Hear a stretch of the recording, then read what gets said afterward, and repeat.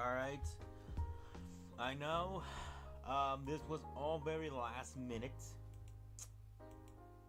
I'm gonna see if the boy is here now. Let me check. Are you here now? Yep. Are you? I'm here. We're live, by the way. Hello, everyone. Welcome to the Pokechat Live Car Edition. Okay, tell the fans where you are right now. I am in the car. He's in the car. So, yeah, it should be fun. I'm in my mom's car. Room. Get that to me car. Aw. If you were on Vine, you would get that reference.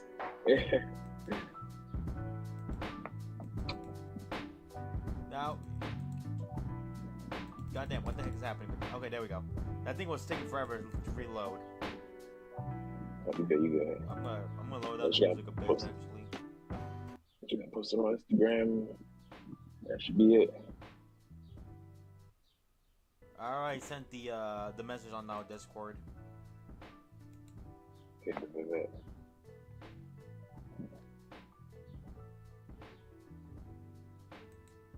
So I was on Twitter while we were waiting a bit. Something interesting I saw. Freaking someone posted like images of like every Pokemon series 100th episode, and I'm very impressed to see which episodes land the 100 marks. Yeah. The ones I remember the most are the last two, Journeys and Sun and Moon. Journeys was the Leon Charizard episode, and Sun and Moon's was the Guzzlord episode. The Guzzlord stuff, yeah. Was that the part 1 or part 2 though? Part 1. Part 2 was 101.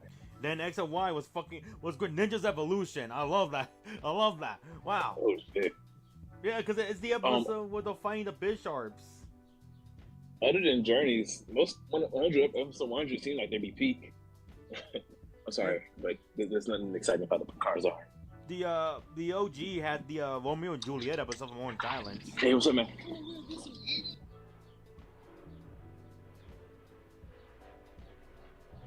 Oh, meanwhile, he's taking care of business. My bad. What were you saying? OG had the Romeo and Juliet episode, the Nidorans from Orange Island. Ooh, it would. Well, we should have thought of that before. I was saying it would be cool if we ranked every 100th episode, but we haven't seen Horizon either. Maybe next week. I mean, at that point, when I have like 8 episodes, we'll probably have to come up with other topics. Yeah, it wouldn't be a main topic. But you said original was Romeo and Juliet. Then Owen was fucking Super Saiyan Swallow, my friend. Thunder Armor. The Thunder Armor episode. Who doesn't love that episode? I love that episode. It's kind of crazy. Like I was thinking about this too. Like episode 100, like around each series, is an interesting place in Ash's like gym and badge era because it's normally around the 7th to 8th gym too. If you notice, you'll be shocked when you find out what was the Sinnohs. I feel like it's a filler because Sinnoh was long. You want to know what it was? It was filler. Was it Snorlax? Running? No, it was the episode where Turtwig evolved into Grotto. Oh wow! Yeah. See, Sinnoh was longer because it was 4 years, so I figured it wouldn't be nothing too crazy. Hell, fucking! I think Ash barely got his like what 4th badge at that point. Yeah. Sinnoh was long, but even though it was long, it was still good. How you doing, A-Train Leo? Hope you get some good shinies. I heard ever since freaking Switch 2, people are going back to Scarlet and Violet now.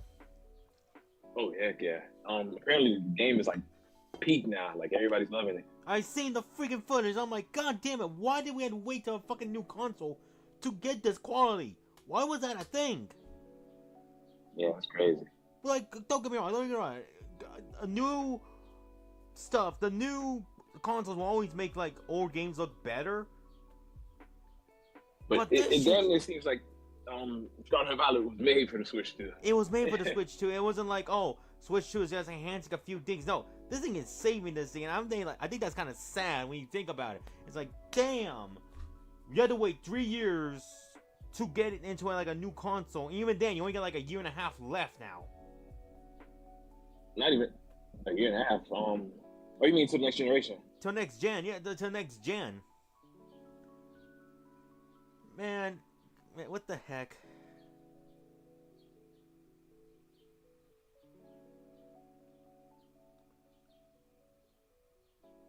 Good luck with that, man. Hope you get some good shinies. But no, freaking, and then Unova is an interesting episode actually. Oh, what's that one? Is the episode where like Iris goes back home, like to the Dragon Village, where she quails like the Hydreigon. Oh, that was an interesting one. I'm trying to think what else was going on around that time. That was the league. That was them going to the Unova League. Okay, got you. Oh yeah. Unova was kind of quick, man. Unova was the quickest. Well, second. OG, Orange Island. That was literally at the end waypoint. That's true. And then let's see. We know XY, Ash Greninja. Sun and Moon had the Guzzwood stuff. Journey sucked. Horizon also has a pretty big episode, so that is the episode where they're all together again. Yeah, the Rising Bone Tackle is reformed. I think that's pretty big. We haven't seen it yet, but I find it interesting how like every 100 episode, I like to do this with every 100 episode. You look back at like episode 1 and you see how far the cast has progressed. Because it's like a big whiplash when you see it. Like, especially with this one, with them having a 1 year time skip. That Golden episode's bugging me though. It's like, damn, it really took us that long. Yeah, that's crazy. Cause I remember that was before Ash fought Fantina. That was halfway. That was halfway, and that was in the hundreds. It's weird when you think back on Diamond and Pearl, bro. Like, cause it was long, but I have no issue with how long it was. I think the reason why I didn't mind it, at least for like this length of the journey, was because a lot of stuff was happening. Like we got like Dawn's contest like returns, because that was around the time where like she finally got back into the contest after like her losses. We got like freaking some big gym battles like with like Maylene and Crash Awake. We got the Hunter Jade Lucario stuff that happened. Like a lot of stuff was happening that just was justifiable why it took us that long until we got to last year. Oh, that's real. Like you said, the freaking Snorlax race episode. Yeah, I don't know why I remember that one specifically. Because I ideally should have won that race with Pikachu. Oh, there's the magic card.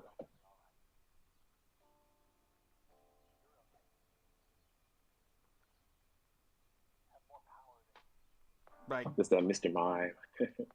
Oh yeah, I remember that. When that's not fair, but we do an ice punch. That is true. That was a good episode. I like that episode only because how weird it is to see a karate man with a Mr. Mime. I feel like it's fitting. Like I can see fighting Mr. Mimes now too, just because of Ashes using Focus Punch. Yeah, but you can tell that Mr. Mime was different from Delia's or Ashes. Yeah, facts.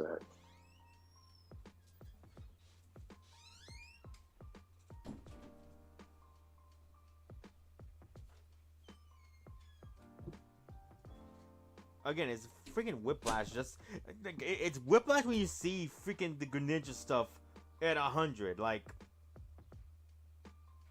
I'm still looking at this dang image, and I'm like, God damn, they really took us this long for Greninja. I mean, starters normally don't reach their final stage until around this time. Tell that to Grotto. Tell that to Chimchar train. Chimchar wasn't in front of by episode 100. No, it wasn't. You said Greninja? You meant Grotto. You meant Grotto. Grotto and Chimchar. Those two took the sweet ass time. No. You said Greninja. I'm shocked by Greninja. I think you meant you're shocked by Grotto. Oh no, that's what it was. Yeah. It was like you're shocked by Greninja.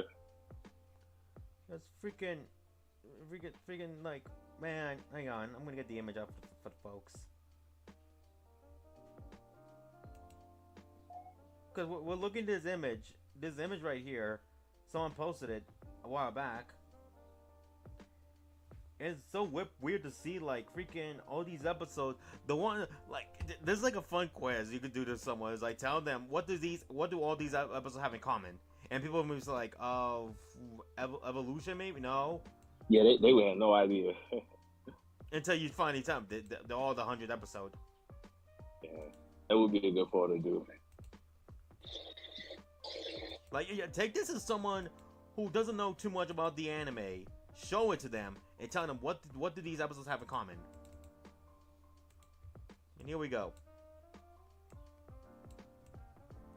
I have the image out right now.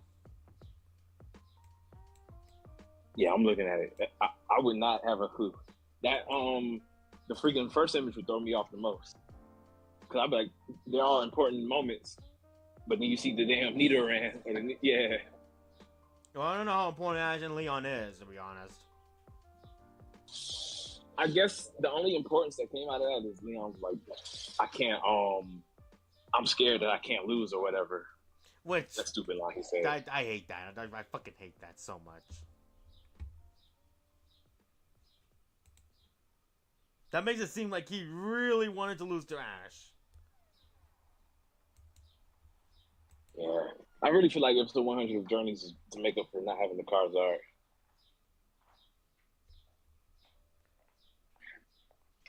Now, hang on, folks.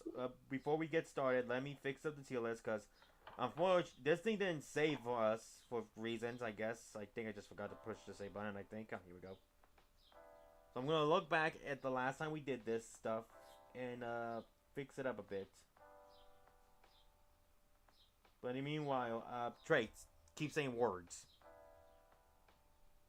If you hear noise, I apologize. But yeah, episode 100 of Horizons it seems like it's going to be a good one because we haven't seen the episode yet. But if you've been on Twitter, you know this is a big in this one. I actually have to rewatch a couple of these 100 episodes too before we rank them because I remember pretty well. I remember X and Y through the current or Journeys. I somewhat remember the Grotto episode. How could you forget about the Swellow and Pikachu? But I don't remember the original series one. I don't remember the Unova one. I remember the concept of the Unova one, but I don't remember what all exactly happened. Especially considering it takes place during the league, it kind of threw me off. So yeah. The Dust Lords. I'll never forget that. Scream.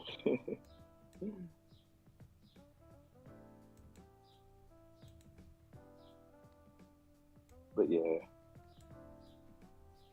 Let's see who's all in the chat right now. I see Kiro, I see Hello Diaz, and I see Ace Trainer. What's good, everybody? Got involved in the DP 100, again DP 166, Chimchar 132. Yeah, Chimchar was late. I guess the Friday King has arrived. My man, Journey second. I can agree. I think the world agrees. Go ahead. Oh, go ahead. I think the world agrees Journey suck. I literally ran into somebody last night. He's just talking about how much he hated Journeys. Like someone out in public. You're not talking about the fan base as a whole? Yeah, that's what I'm saying. I feel like it's everyone.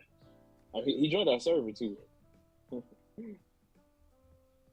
think that's unanimously agreed. Journey sucked. Very much. Even Journey's fans can't defend it. Yeah, no. They try. They'll try their hardest, especially with that damn Lucario.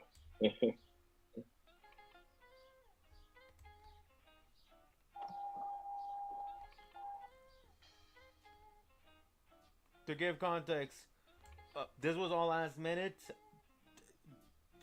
Trey's in his car right now. Yeah. I just think it's funny how we emphasize that you're in your car now. Hey, the final season, we're doing a lot of different twists. And no, he didn't lose his house or anything like that. No, he's just on the road. He's traveling. Yeah.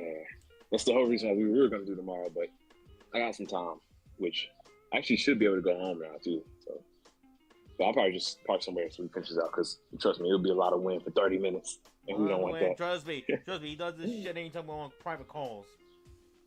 Yep. I gotta take my horse to the Oaktown Road. see. I got where's Monsters Inc.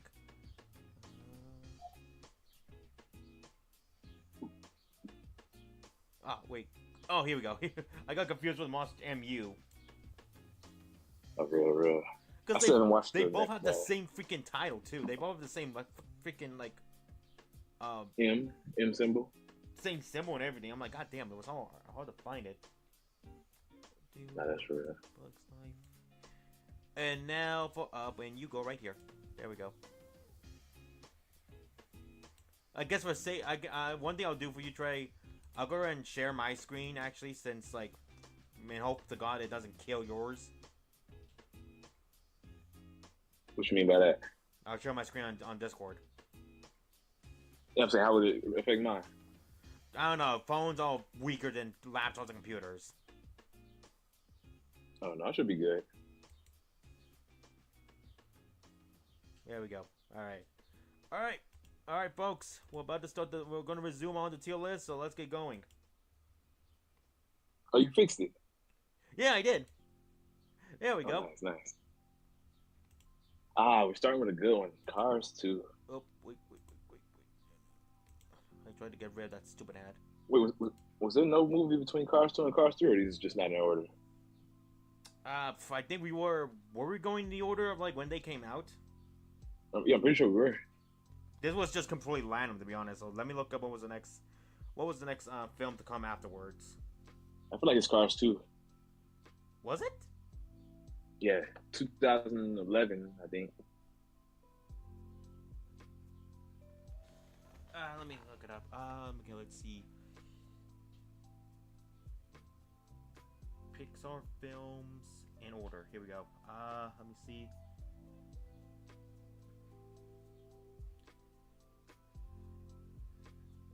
Let's see here. Toy Story 3 came out in 2010. So that meant 2011 had to have been Toy Story. I mean, not Toy Story. Cars 2 then. Yeah, Cars 2. I vividly remember that one. All right, Trey. Before we begin, notice anything different with the tier list?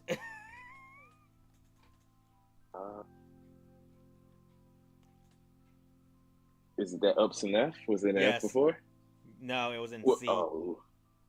Ooh. Fine. Up's not that bad, bro.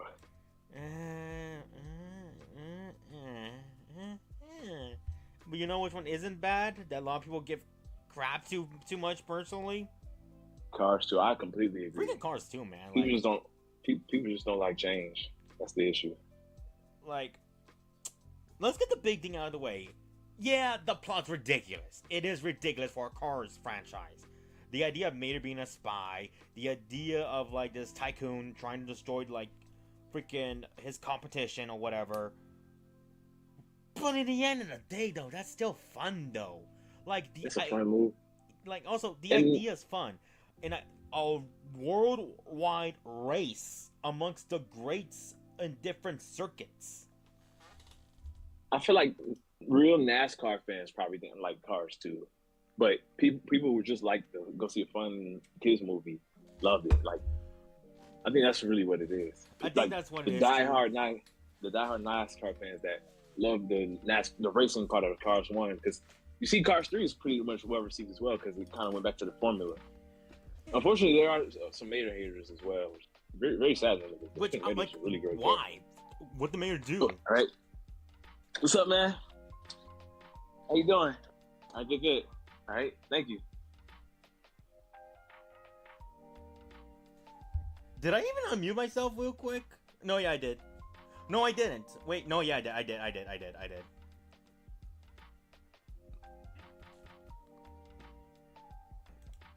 I got confused because I thought I didn't. I did.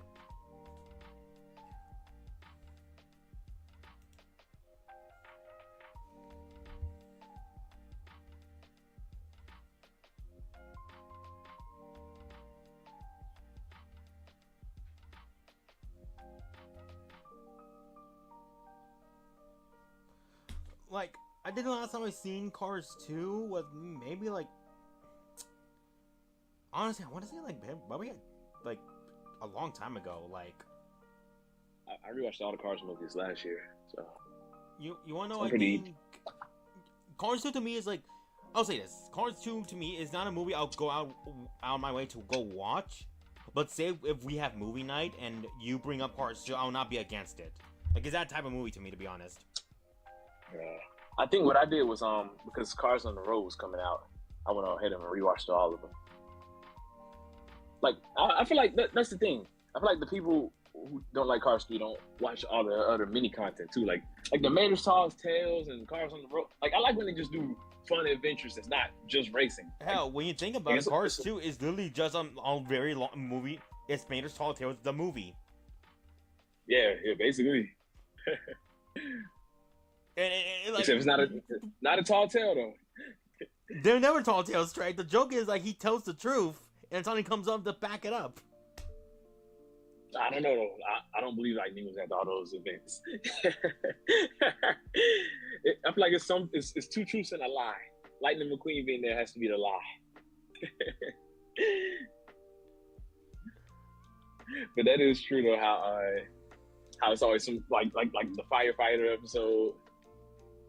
Like yeah. Like it's just some weird thing that happens at the end to prove that it did happen. Like for example, the episode when Mater like befriends the UFO and he like levitates, but because Mater he was like making gas noises, so McQueen just got away right as he started levitating. Or like that giant balloon of him when he was a heavy metal band. Oh yeah, I love that. This is one of my favorite episodes. Like literally, you could chop this up as a Mater Tall Tales, and just him being like, "I was a secret agent one." What? Oh yes, sir. No way. Oh sure, you were there. You was there too. And the way he proves is the fucking jet engines.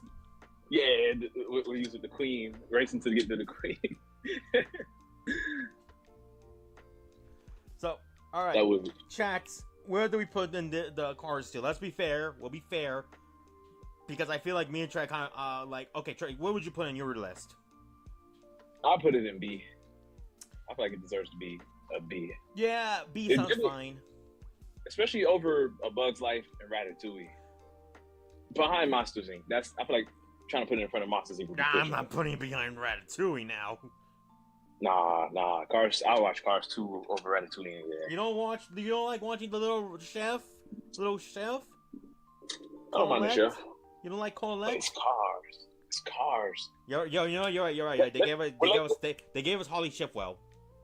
I'm gonna say we'll let the chat decide. Before or after Ratatouille? Unless you're agreeing. Didn't a lot of people actually had a crush on Holly Shipwell actually? Who had a crush? Like the Mater's girlfriend, like freaking. At least that's what I was told. Which, alright, I guess. Who had a crush? Who had a crush on her? Mater? No, like in the movie, Mater mistook her for wanting to go on a date. Oh yeah. For a rendezvous. But in the end, she actually liked him. Yeah, I'm kind of sad that it never showed up in 3. Like I get. They kind of didn't want to acknowledge 2, really, but come on, man. At this point, they retconned that shit. Sadly, they retconned it. I don't believe it's retcon. Because Francesco, or not Francesco, the 2 cars from Cars 2 that were in the race with them appear in 3. The ones who McQueen were like having fun with in the beginning.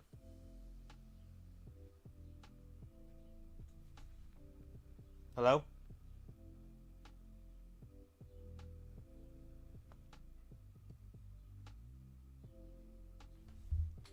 I'm gonna assume he went on mute again. No, he didn't. Alright, let's see. Okay, Sonic, you said C, mid C. Me be like, oh shit, a rat is cooking.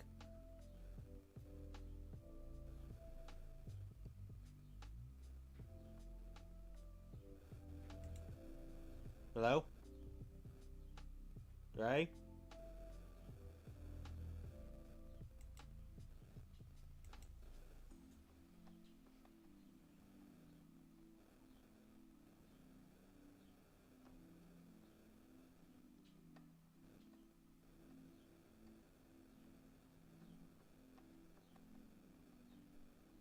Hello? What happened? I got a phone call. Of course. Add it to the list. But I freaking put that in the fucking tier list on the fucking scoreboard. Number 3. Yeah, add it to the list.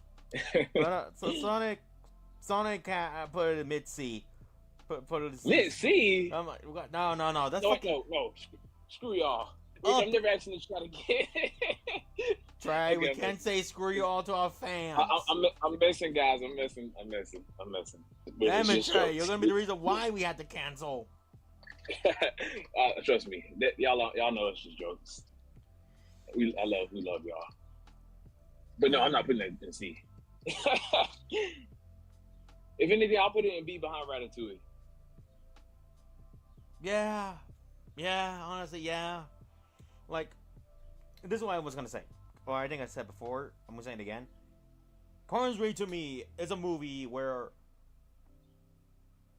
you can just have fun. You can just have fun and not worry about the story at all. You can just have fun with it. Whereas like Cars 1 and 2, they tell an actual like a genuine story about the actual world of racing.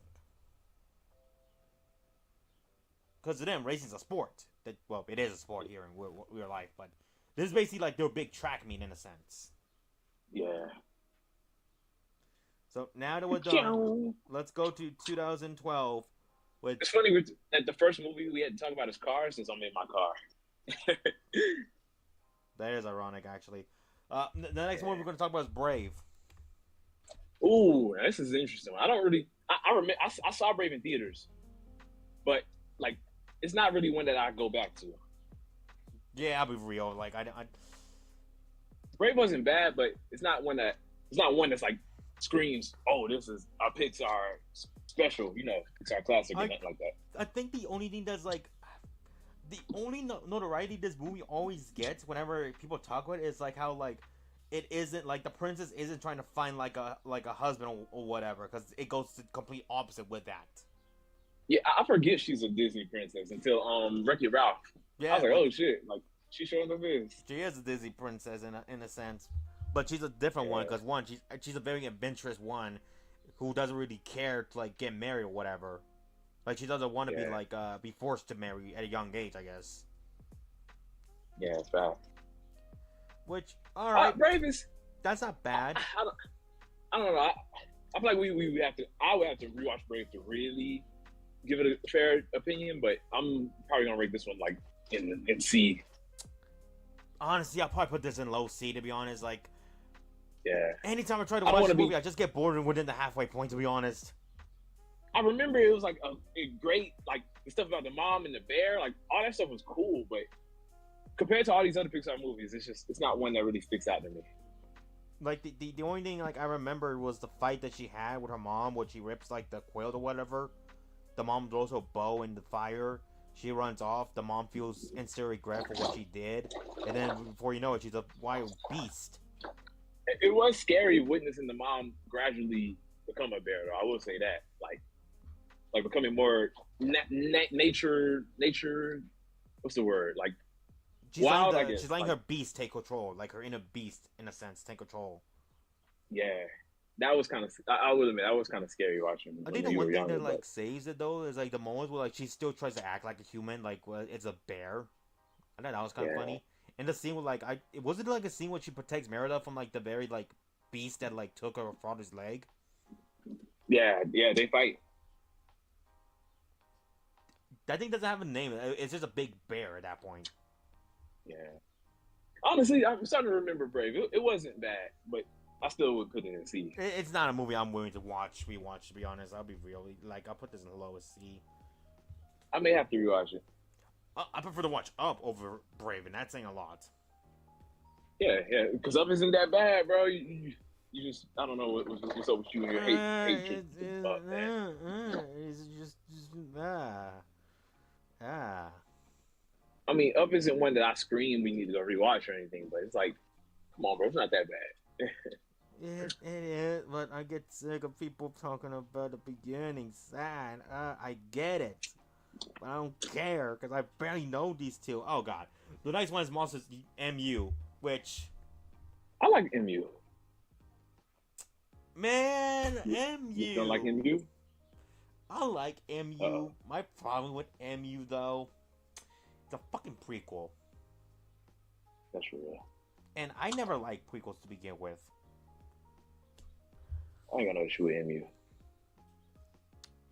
So to give context, to give a brief synopsis, basically this tells the origin story of how Sully and Mike met in college. They met in college, despite the fact that the movie, the first movie, said they knew each other since the 3rd grade.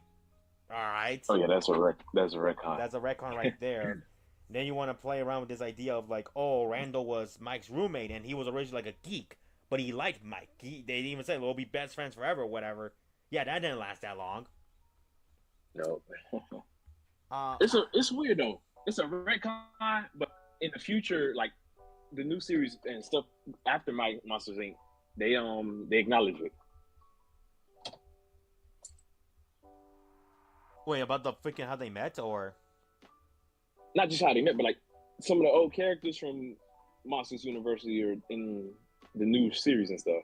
Oh yeah, some of them are. I saw some of them. Like and like heck, freaking, they even show up like some of the main cast from the movie too, like freaking Cherry and Terry, I think. Yeah, we got Cherry and Terry. See, like have a brief like merch.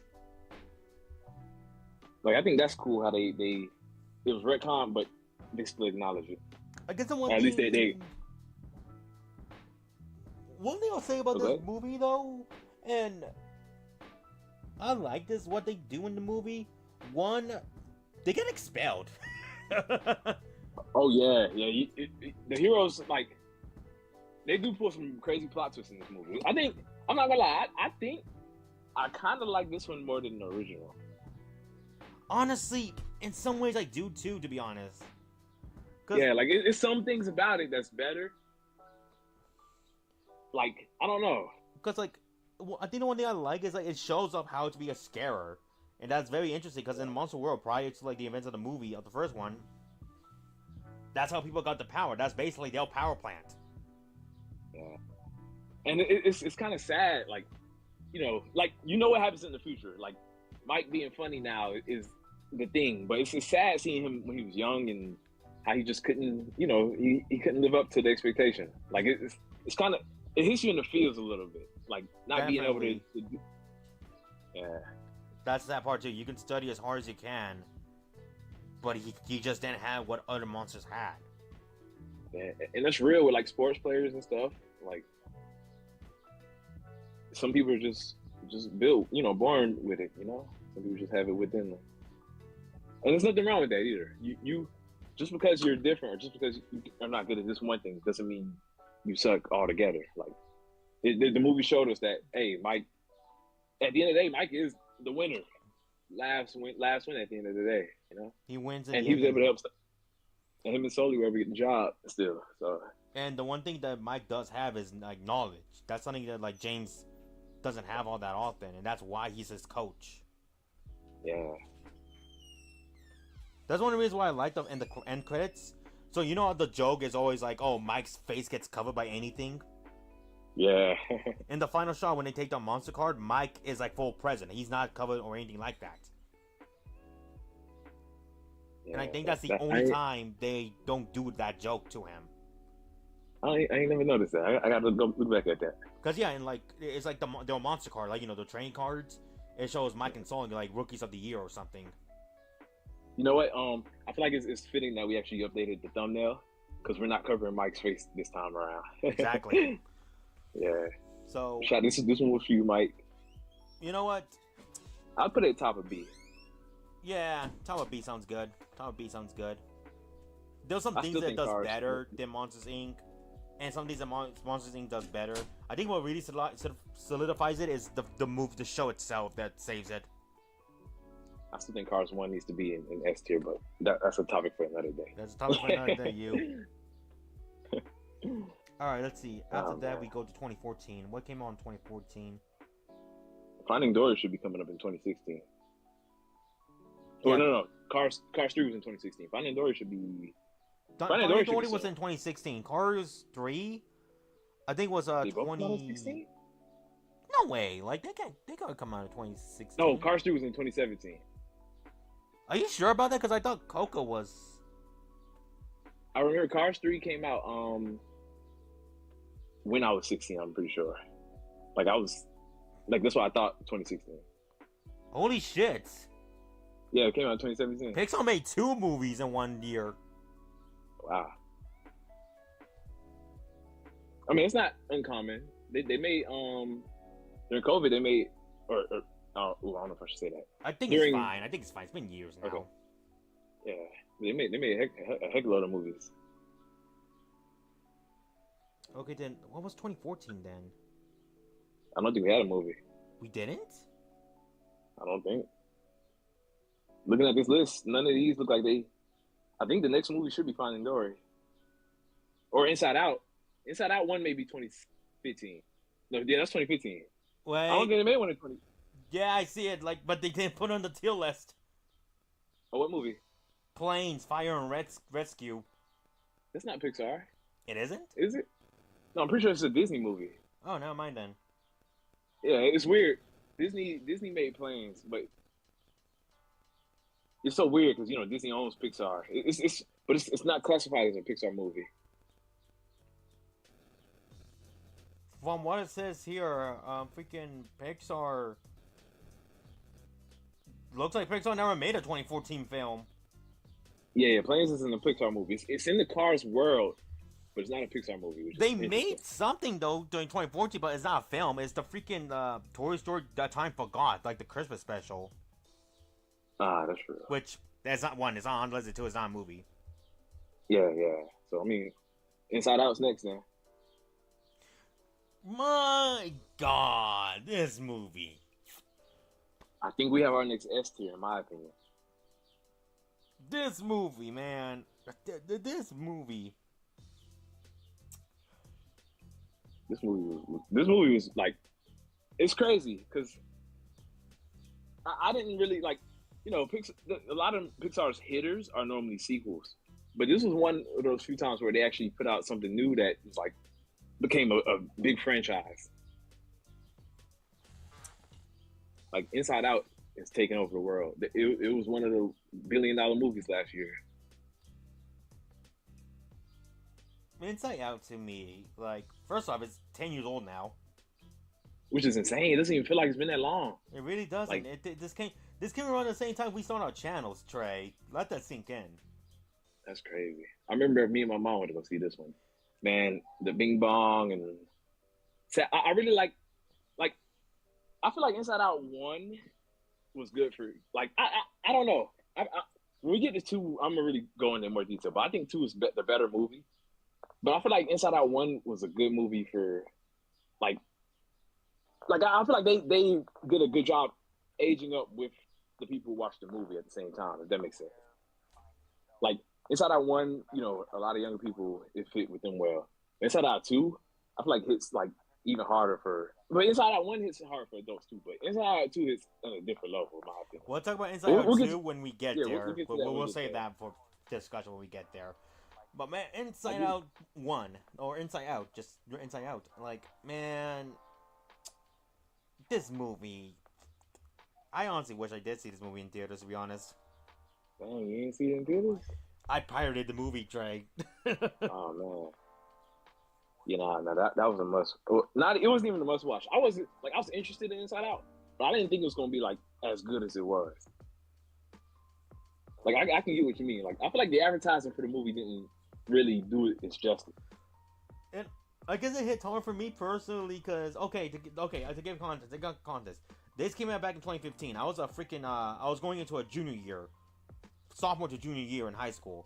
Watching this movie, I'm not gonna go into like specifics about certain friends, but a friend of mine told me that they were moving away, and I was not gonna see them again, and that made me like obviously destroyed inside because I really care for that person.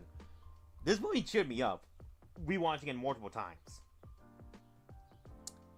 and in a lot of ways I can relate to Riley too, because when I went to high school, a lot of the kids I went to middle school with and elementary school went to a different high school than I did, because I moved to a different house during middle school because of some legal stuff. I'm not going to get into details.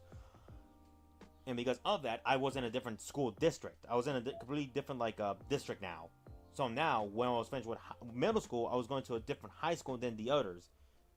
So obviously, I didn't know pretty much anyone from that high school. A few kids, but none I would call my friends. Just like acquaintances here and there. Uh-huh. So I can definitely relate with Riley. What it's like a new setting. You don't know that many people. But it really hits hard for me when I remember watching this movie. This movie did cheer me up when that friend of mine said that they were moving away. Oh man. Which they didn't. You know who it is. Yeah, the Sophocles episode. Pretty much. Yeah. But even regardless that's probably why you like that episode too. Yeah, I think. No, I think I like that episode only because like that episode came out my senior year, my like last few months. That's real. But man, this movie, damn it, Trey. That scene, well, Bing Bomb disappears, man. Why are you making me feel for an imaginary friend? That was heartbreaking, bro. Why are you making me feel for this? And it's so crazy because that sound is like still relevant to this day on TikTok and stuff. Like people who post that for graduation, like I've seen videos of people graduating and their friends may have another year, and their friend will be Bing Bong, like go on, do great things in the world, because they're basically like we did it, and they look for their friend like where you at, like every time I see those, bro, I get so emotional. Damn. I actually went through that too. One of my friends is still in school now. He's almost there though. But man, I'm putting this in this. I'm not gonna lie, I'm putting this in this. Wearing this is a good question, but I'm putting this in this. Let me see. I think surprisingly, I think I'm gonna put this at the bottom of it, which is not bad because those other two movies are bangers. But I feel like 2 is really where it's gonna be the one that we're really gonna have to talk about where that place is gonna be. Because I feel like this was good. This was a good movie, but I feel like they definitely took it up a notch from the second one. Like sadness, I'm glad this one thing that's good about this movie, and it's about today's era as well, is like they acknowledge this mental health, which I'm glad people are taking more serious now, you know? No, definitely. A little bit. Like it's okay to be sad, you know? So I think after that, that was 2015. What came out on 2016? Now we go to Dory. Finding Dory. Okay, Finding Dory. This was another good one. It's not as good as the original, but for a sequel, like that came out about 12, 14. Yeah, it's up there in the rank. See, here's my issue with like these movies. You know full well they were never planning to do a sequel when they don't age up the damn characters at all. Wait, really? That's what you think? That's what it feels like, to be honest, because like the only reason they kept like one, it took us so long to get a sequel for Finding Dory compared to all the other movies, when you could have done a sequel back in like 2004 or whatever, or 2005 maybe. Yeah. I don't know. Pixar is a little odd with how they do their sequels. Like you got stuff like Toy Story, where they did 1 and 2 back to back, and then 3 came out years later. Yeah, but here's the thing though, Trey. That made sense though, because they were aging up Andy to go aside with the kids who grew up with Toy Story. The whole premise of that movie was the kids of that generation grew up with Andy. That's true. So that makes sense. Here though, it's like, yeah, I'll be real. I used to relate along with Nemo as a kid because I was a self-secured kid who always got scared and like parents overprotected a lot.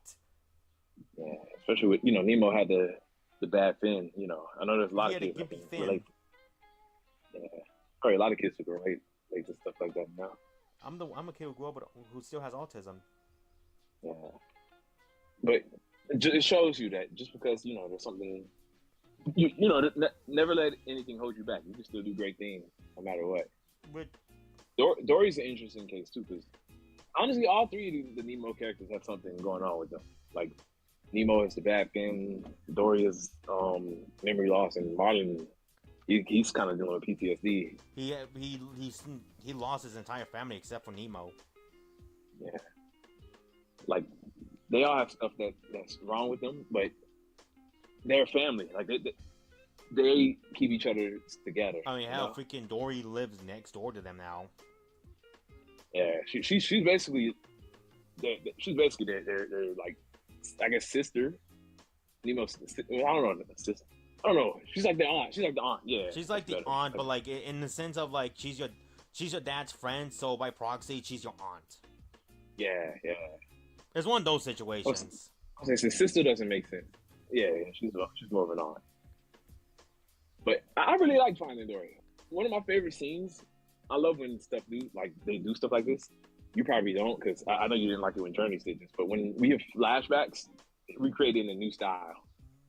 Like I love watching the side by side of how Marlon and Dory met in the original and when they recreated it. I thought that was really cool. No, I don't mind that one, because in that one we're looking at the perspective of Dory now. We're looking at the perspective of Dory. Yeah, but it's just still like seeing the new, like it really shows how far they've come as well. Yeah, it also shows how far technology came from. Yeah, that's what I'm saying. Like I always think that's really cool. And I rewatched Finding Nemo, by the way, last Sunday for Father's Day. That one still holds up with animation-wise. The animation still looks good. Oh, definitely. Yeah. Definitely. But no, like, I do like Finding Dory for what it does. They took one line that Dory says in the movie and went with that for a movie. Basically, where are my parents? And we got to see what happened. Yeah. Which it's really sad. Like you never really thought this deep about Dory, you know? Dory's like the comical relief, but it shows even comic relief characters can have like a really deep backstory. Which, I'm gonna be real with you, part of me kinda wished her parents were dead. That would have been heartbreaking. It wasn't heartbreaking, but it's just reality too. But this is Finding Nemo at the end of the day. The same movie that started the opening credit, the opening scene, was a family massacre. yeah, that's very true. A family massacre, Trey. You got a good point. But I will acknowledge, though, I do like that scene where like she finally reunites with her parents. The whole they stayed in the one place and put shelves everywhere to help her find her way home. That's so sweet. Like dang, all these years they've been looking for their daughter, bro, and they knew she'd find her way home. One thing I do like that the movie, like, I like all the other characters that would show up in this movie. Like, I like because it's been so long since I've seen this movie, I don't remember their names, but I just remember the killer whale, the beluga, and the octopus. Yeah, same. And I like how they joined the cast too at the end. Like I love when they basically grew their family. Like, I think my favorite. Go ahead. I think my favorite scene in the movie too was actually the final scene. Like Dory goes off, Marlon's still kind of being a little worried about her, making sure she's not getting lost. And then when he finds her just taking it all in at the end, like I just think that was such a sweet moment. Just looking at the open sea, because that's a line that Martin says. Can't we just enjoy the open scenery for once and not go on an adventure? Yeah. But the one thing I actually thought was funny and kind of sad too. Remember the fish that helped Nemo in the tank in the last movie? Fish that helped Nemo in the tank. Oh yeah, they were in the bags still. They were still in the damn bags, and my mom, for some reason, always said to me, "Yeah, they died at the end." I'm like, why would you say that to me? No, they're not. Look, they're here. That's dark. Well, because someone says like they can't eat or they don't have any food or water. Well, no food. How are they gonna live? And I'm like, that's a good question actually. How did they survive for a year? That was a good one. But what's even more heartbreaking is that they get put back into a tank. They get put back into a tank. So now it's gonna come. Then just watch. In 5 years from now, we're gonna get freaking Marlin. Finding Marlin. There you go. Now it's Marlin's turn. Yeah. Oh man. Which I'm not gonna lie, I feel bad for them. Like the whole reasoning for the plan is to go into the ocean, and now they're back in captivity again. Yeah, man, it is heartbreaking.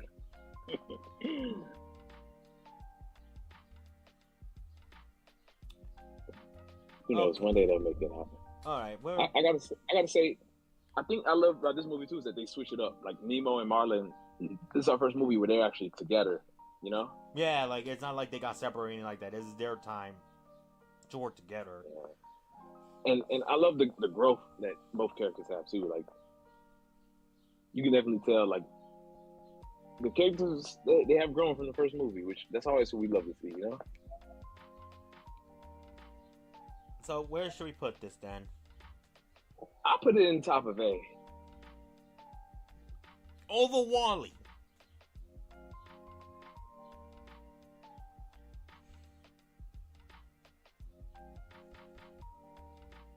Over Wall-E.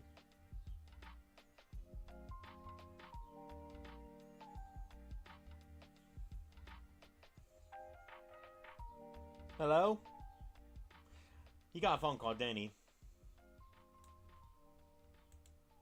Yeah, he got a phone call. Put that in the records. He got a phone call again.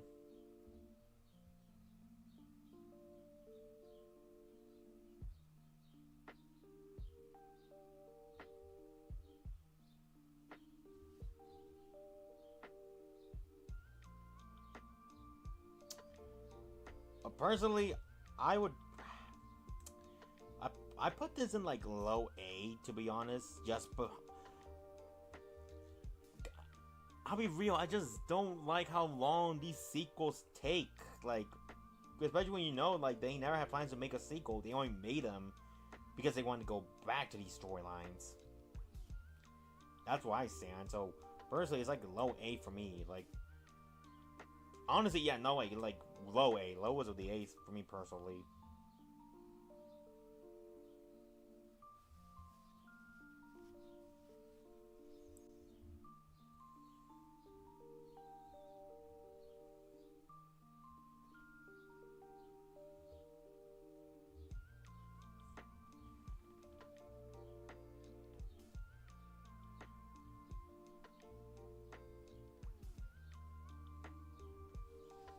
What is the next movie after this? Wait. Ah, shit!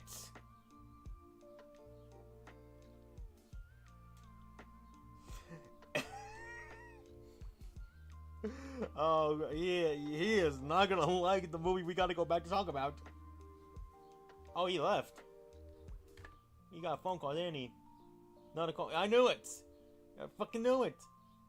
Look at that, ladies. He got another phone call. Who's gonna call him? Ghostbusters. I never seen Ghostbusters, but god dang, I love that theme song.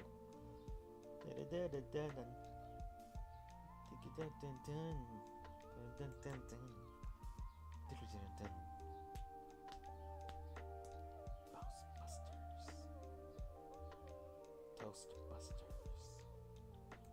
Roastbusters.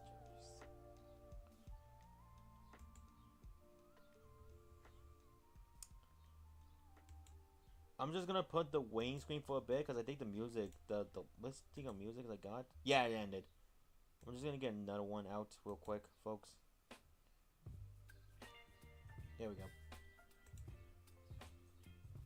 Add it to the list. Yeah, I put that in the damn list. I got another call, y'all. If I ever just go blank, y'all know what happened. So, Trey, I'm willing to put this thing in A, but low A. Lowest of the A's. Finding Dory. Why lowest? Because compared to all these like original storylines, you want to put the movie that took them over a decade to actually decide to do a sequel. That's real. Those are all originals. Even Toy Story 2 didn't took that long. I'm gonna say I'd at least put over Toy Story 2. No, Toy Story 2 maybe a sequel. What was a sequel that didn't took too damn long? It was the third movie they made. I don't think the timing of a sequel, like, yeah, I guess, okay, that's fine, I guess. Also, you're gonna get mad at me. What? We missed out on a movie. What movie? What? Huh? Look at my mouse. Look at my mouse. See the mouse. What the hell is that? Oh, the Good Night. Oh, I forgot all about that. Good Diner. I'm like, what the hell is that? The good dinosaur. It's not a bad movie though. I'm not gonna lie. It's not. I didn't mean to say that like it's a bad movie, but it definitely doesn't like. It's kind of like it's forgettable. not It's like Brave. fucking forgettable. Yeah. We forgot all about it. I went to go see what's the next movie we gotta talk about. I'm like, wait, 2015. Wait, no, yeah, we gotta talk about Good Dinosaur now. Because this was actually a 2015 movie too, actually. So they didn't skip a year. We're down. I think that kind of tells you how we feel. Like, it's not a bad movie, but it is a little forgettable. It's forgettable as hell. Like, man. Let's be fair. All right. What's the dinosaur's name again? Arlo? I don't know. Arlo. It was All Arlo. I know is Crush the Turtle makes an appearance. Really? Yeah. Crush makes a cameo. I thought it was the octopus. Was it the octopus? I think it's both. No. I think the turtle appears in Moana. Yeah, the octopus appears in this movie. That's right. Which? Yeah, Crush appears in Moana. That's what it was.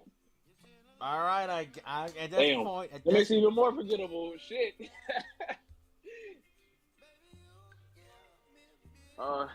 Can we just put it at B and call it a day? No, we gotta fucking talk about it. God damn it!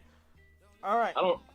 I remember some of the movie, but I can't really like tell you everything that happened. So to give you the synopsis of the movie, it's basically what if the dinosaur didn't hit Earth? What if the animals lived on? What if the dinosaurs continued to live on?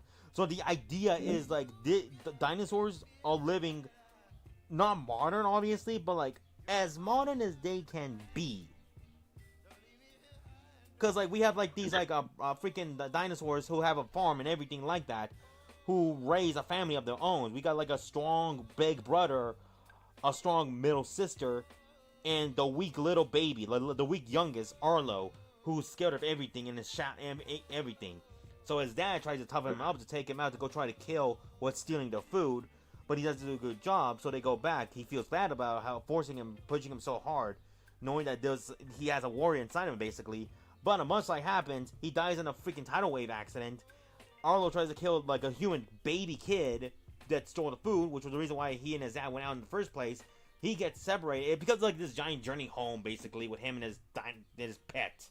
That's what it is. It's just a freaking pet, a freaking adventure with a boy and his pet. Except the pet is more the human this time around. The pet is the human, and the owner the dinosaur. Yeah. We had this story a lot of times. I don't think it's really all that in a bag of chips. It's not even done to death. They change it up with dinosaurs, but I'm sorry, freaking. Like I think the only moment I actually do like from the movie is like that scene where he screams with the T-Rex, because all three of the T-Rex are like roaring for the herd. And I think, the dad, I think the dad T-Rex is like nods him like, hey, come on, help us out, bit. Yeah, that's literally all I could think about while we was talking about this movie. I'm glad that's the same thing. Great minds think alike. Because that's the only thing they showed in the fucking trailer that was iconic. Everything else is generic. It's just a that's real. It's a generic ass movie. This movie is just a setup for Finding Dory. There. That's what it was, to be honest. That's what it was. It was like, hey, let's cameo the octopus. You see the octopus? He's gonna play a big role in the next one we're gonna do. Man, yeah. I'm putting this thing in lowest C. Okay, I'm cool with that. I try to be nice and give it a B, but I'm really cool with it being a C. Cause it's nothing to talk about. He gets home, he puts his footprint on the fucking silo with his dad, and now his dad's dead because of him. Yeah. Let's move on and talk about actual good movie. Oh man. Okay, let's see. Okay, that was a 2015 movie. I'm not gonna lie.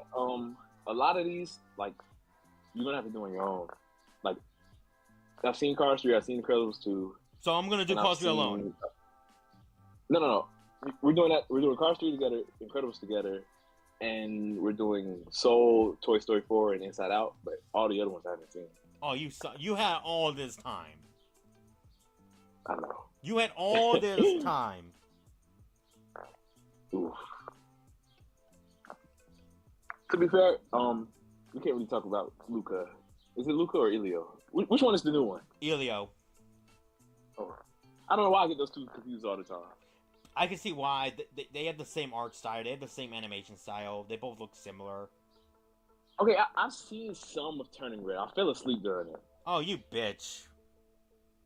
I know, that's not good. That movie's better than Kanto. Ooh. Oh no, I'm saying it for a fact. I hate Encanto. How about we talk about the ones that we've seen, and then maybe we do a part 3. We can chop up the last couple. God damn it, Trey. We're not trying to. Fine. But you better watch all the ones you haven't seen. I'll try. No, try. You will. Bitch, you will. Otherwise, Pokechat Live will never end. Hey, perfect. I'll do one a month. Oh my god. Cars 3. Alright. This movie. It's a solid movie. You wanna know one thing I don't like of this movie? They had a better ending. Oh. They had a better ending planned out. Yeah. So to those who don't know, there's an alternate version to Cars 3. It's basically where McQueen shows up for the race, but his new, like, what's that thing? What's that person called? Like, the freaking... His sponsor shows up, basically telling him, yo, you're not racing anymore, despite the fact there was agreement done. There was a deal they both made. Because he just likes Cruz stats better than McQueen's. So he decides to put her in the race, going back against his word, and just telling McQueen, nah, you'll be better, you'll make all the money, even though that's not what McQueen ever wanted. He wanted to race. That's what he wanted to race. So, because of that, he decides to let Cruz take her moment. And because of this said decision, we see the entire audience cheering for McQueen to get back on the race, showing that he had a fan base. Everyone wanted to see him race, and then Dynaco, the Tex Dynaco, takes him in and basically says, yo, we've been waiting so long for you not to have a sponsor. And then we learned that he and Smokey, freaking Doc's original coach or whatever, said, yo, I know a number that goes for you perfectly. Gives him Doc's number, repaints him Doc's paintings. He goes into this looking like his mentor. Yeah. See, okay, here's the thing though. I do like that, but it does cause a conflict between McQueen and Cruz now. I'd rather, if they're going to race each other, that it be in a car sport. Like, I do like that. That's a good plot twist. But I hate to see that they have to, because think about it. The one of the best parts about Cars 3, in my opinion, is McQueen became the Doc for Cruz. Like, I love that a lot. And McQueen and Cruz technically win the race at the end. So, while I do agree that would have been a great plot twist, it would have been, like, what would they have done for the ending, you know? Like, McQueen wins, but Cruz never really gets her moment. Because I think one of the biggest things about Cars 3 is it's also a passing of the torch movie. Yeah, McQueen isn't done racing, but just for this one race, this was he gave her big shot. Like, this was her one chance. And if she never took it, you know, like, I don't know. I feel like both endings are good in my opinion. I feel like, but I do feel it depends on, like, who you root for more. You root for Cruz or you root for McQueen? I mean, I root for McQueen, but I think it was a mature decision that he made to let Cruz finish the race. I think it just, like, irks me a bit because, like, we know McQueen had that big rivalry with, like, freaking Jackson Storm, who he's an arrogant rookie like McQueen, like that. He was an arrogant rookie. I think he's worse than McQueen. Oh no, he's 10 times worse because one, McQueen actually at least respected, like, a majority of the competition. He respected them all, including, like, the King. Yeah. Whereas Jackson Storm, he's supposed to portray, like, the new generation who just thinks, oh, because we're new, we're just faster, better than the original, like, than the grandpas, basically.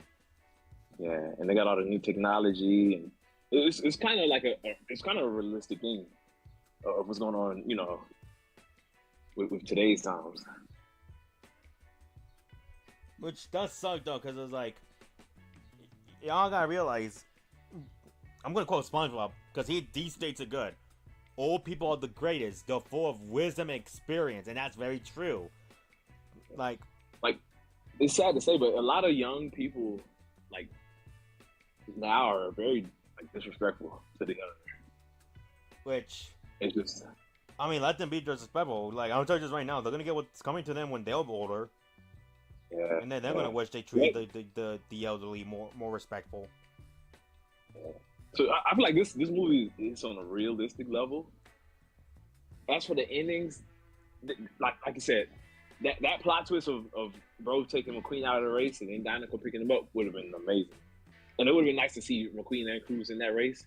But at the same time, I feel like the way the story set itself up is like, I feel like they chose the better route, in my opinion.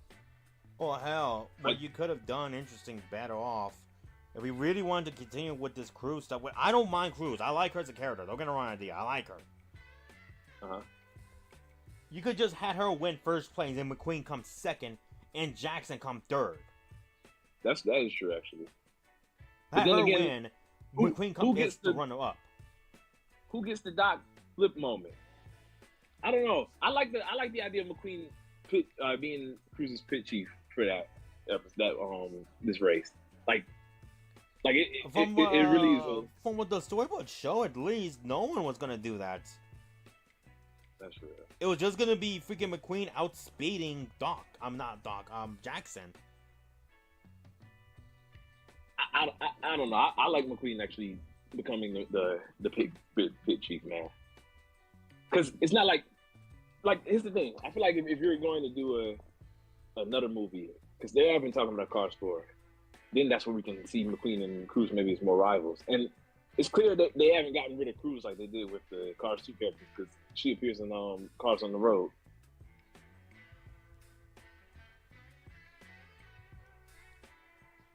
I just realized something. What's with freaking the Cars franchise having like these arrogant jerks getting losing to like rookies? Well, because in Planes, freaking Dusty beats his idol.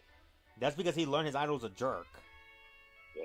And here, Cars 1 wasn't that though. McQueen technically lost that race, but he lost, but he gained respect from everybody. Yeah. Which honestly, I know we always talk about Cars, but I think that's the better route than winning. Like, yeah, because that's what Doc was. That's the whole point of Cars 1. It's just the empty cup. Like, that was the message.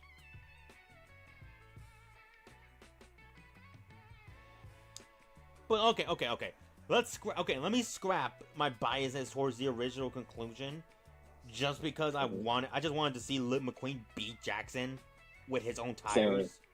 I can agree. Like, it sucks that didn't happen, but like, I don't know. Like, it's really rough. I feel like we really could have went either way, and it still would have been a solid movie. But I feel like if we had the original ending without knowing the ending that we got, maybe I could look over it. But knowing that McQueen put Cruz in and became her chief, just like how Doc was to him, I think that goes a long way in his character growth. So yeah, let's scrap the original, because obviously I didn't see the original like storyboards till like years later. So and that's we can't base it off of that, because that's not canon. That's not fair to the show. That's not fair to the movie itself. So let's focus. Let me actually focus on what the movie gave me rather than what I wanted it to have given me. So let's focus this real quick. Cruz's storyline. Her storyline is basically she wanted to be a racer her whole life. That's what she always wanted to become. But in her first big race, she backed out last minute because she was scared. She was intimidated by the competition. Thus, that's why she became like a coach, a trainer. She even said it. That's not what she wanted to be. She wanted to be a racer. This was the closest she was going to get. Mm-hmm. And because of that... Go ahead. Okay. I'm saying McQueen has a character growth too, because he's old school, but it's good to they basically mixed in. It's good to learn a bit of new school and old school tricks. Cause some of the old school routes was what he was used to. Like I know he didn't really like the simulator and stuff, but you do got to kind of get with the times. But at the same time, old tricks are still good. Hell, that's how Cruz won the race. Cause she learned like various tricks from like one of the great racers from like back in like the 50s, if I want to say. Yeah. Because like, they honored the legacy of Doc well in this movie. Oh no, the Doc stuff I love. I love the Doc stuff. Despite him not being here anymore, obviously enough, it still felt like he was still here. Yeah. The movie literally starts with Speed, running around in a circle, like him giving McQueen that talk. Like I love the flashback. Oh, I love that.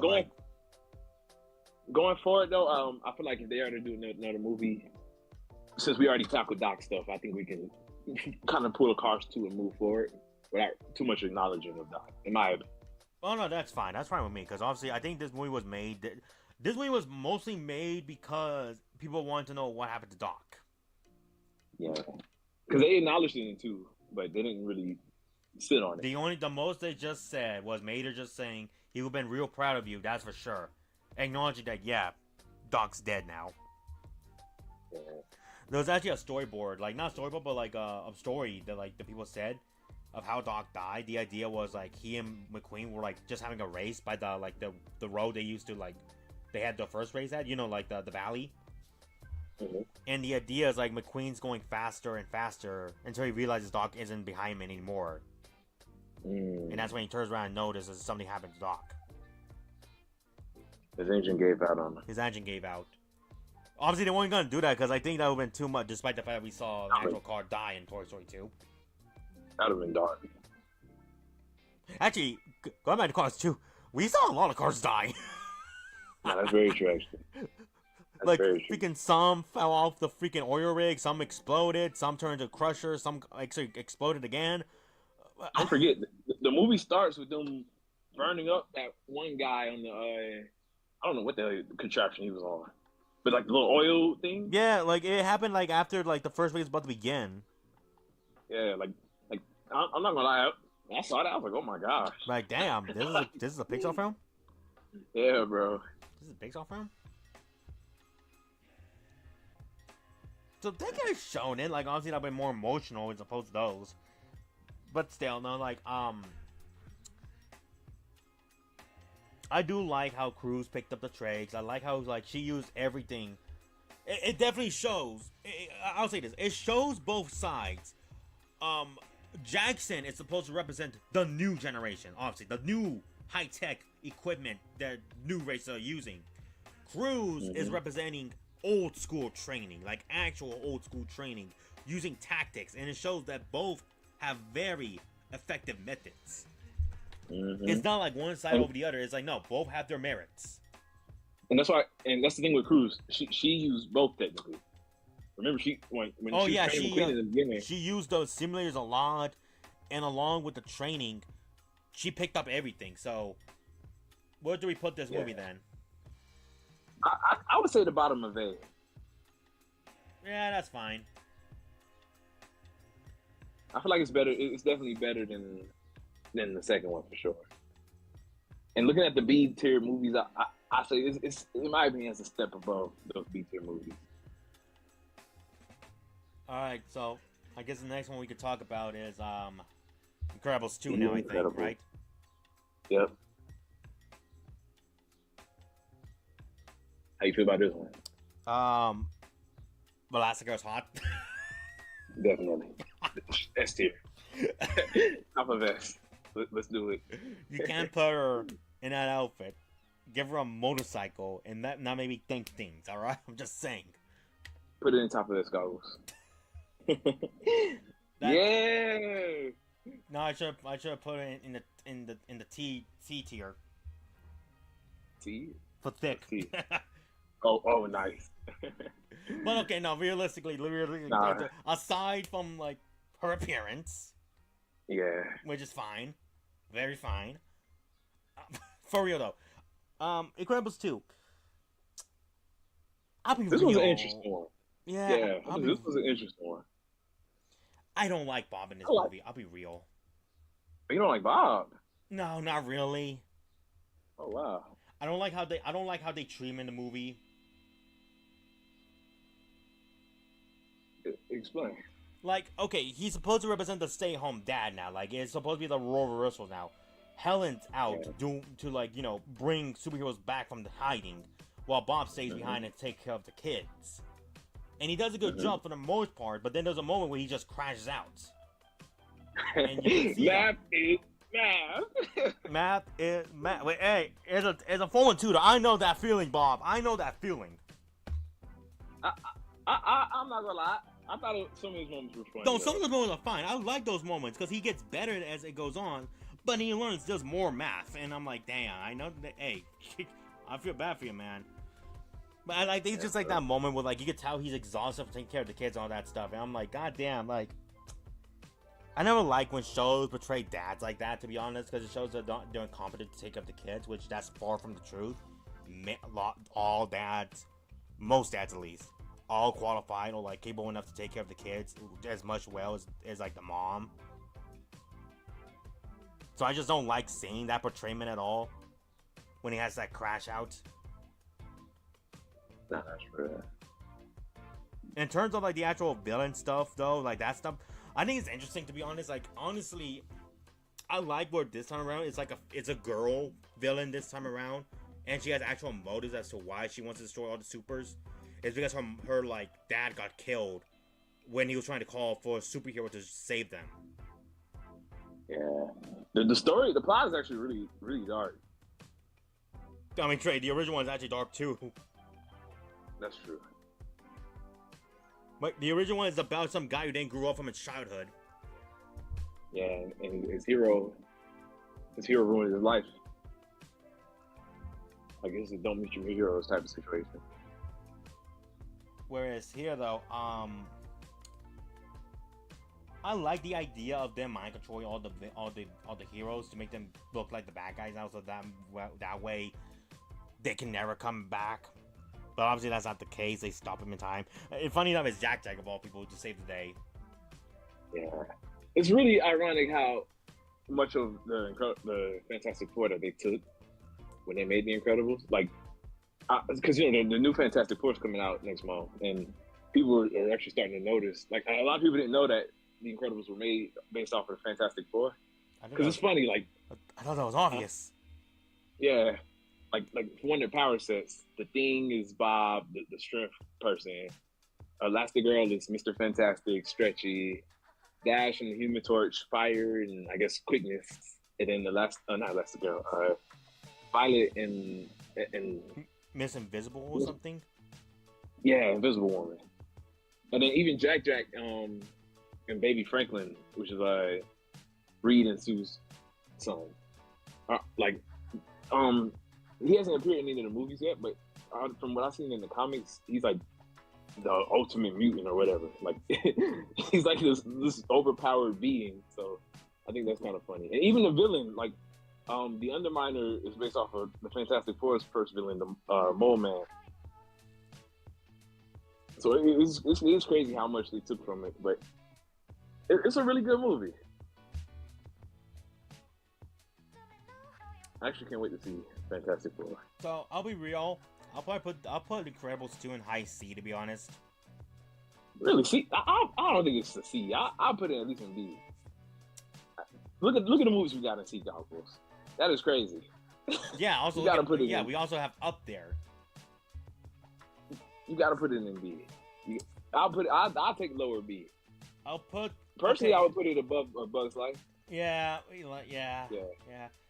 I can't wait for Bug's Life 2 in 10 years from now. Lord knows when that's gonna be. A Roach's Life. Okay. You know what? I don't think I want that. Yeah, I'm putting you down there already. I'm just gonna put you down there already. Yeah, that's fine. That's one movie I'm not gonna watch. I never seen that movie, nor do I want to. The only thing I heard about that movie and how controversial it was just because of a stupid freaking kiss. Wait. Oh yeah. Which I'm like, is that really a big deal? You're really gonna make a big issue over two girls kissing? Really? Y'all have nothing better in your life to bitch about?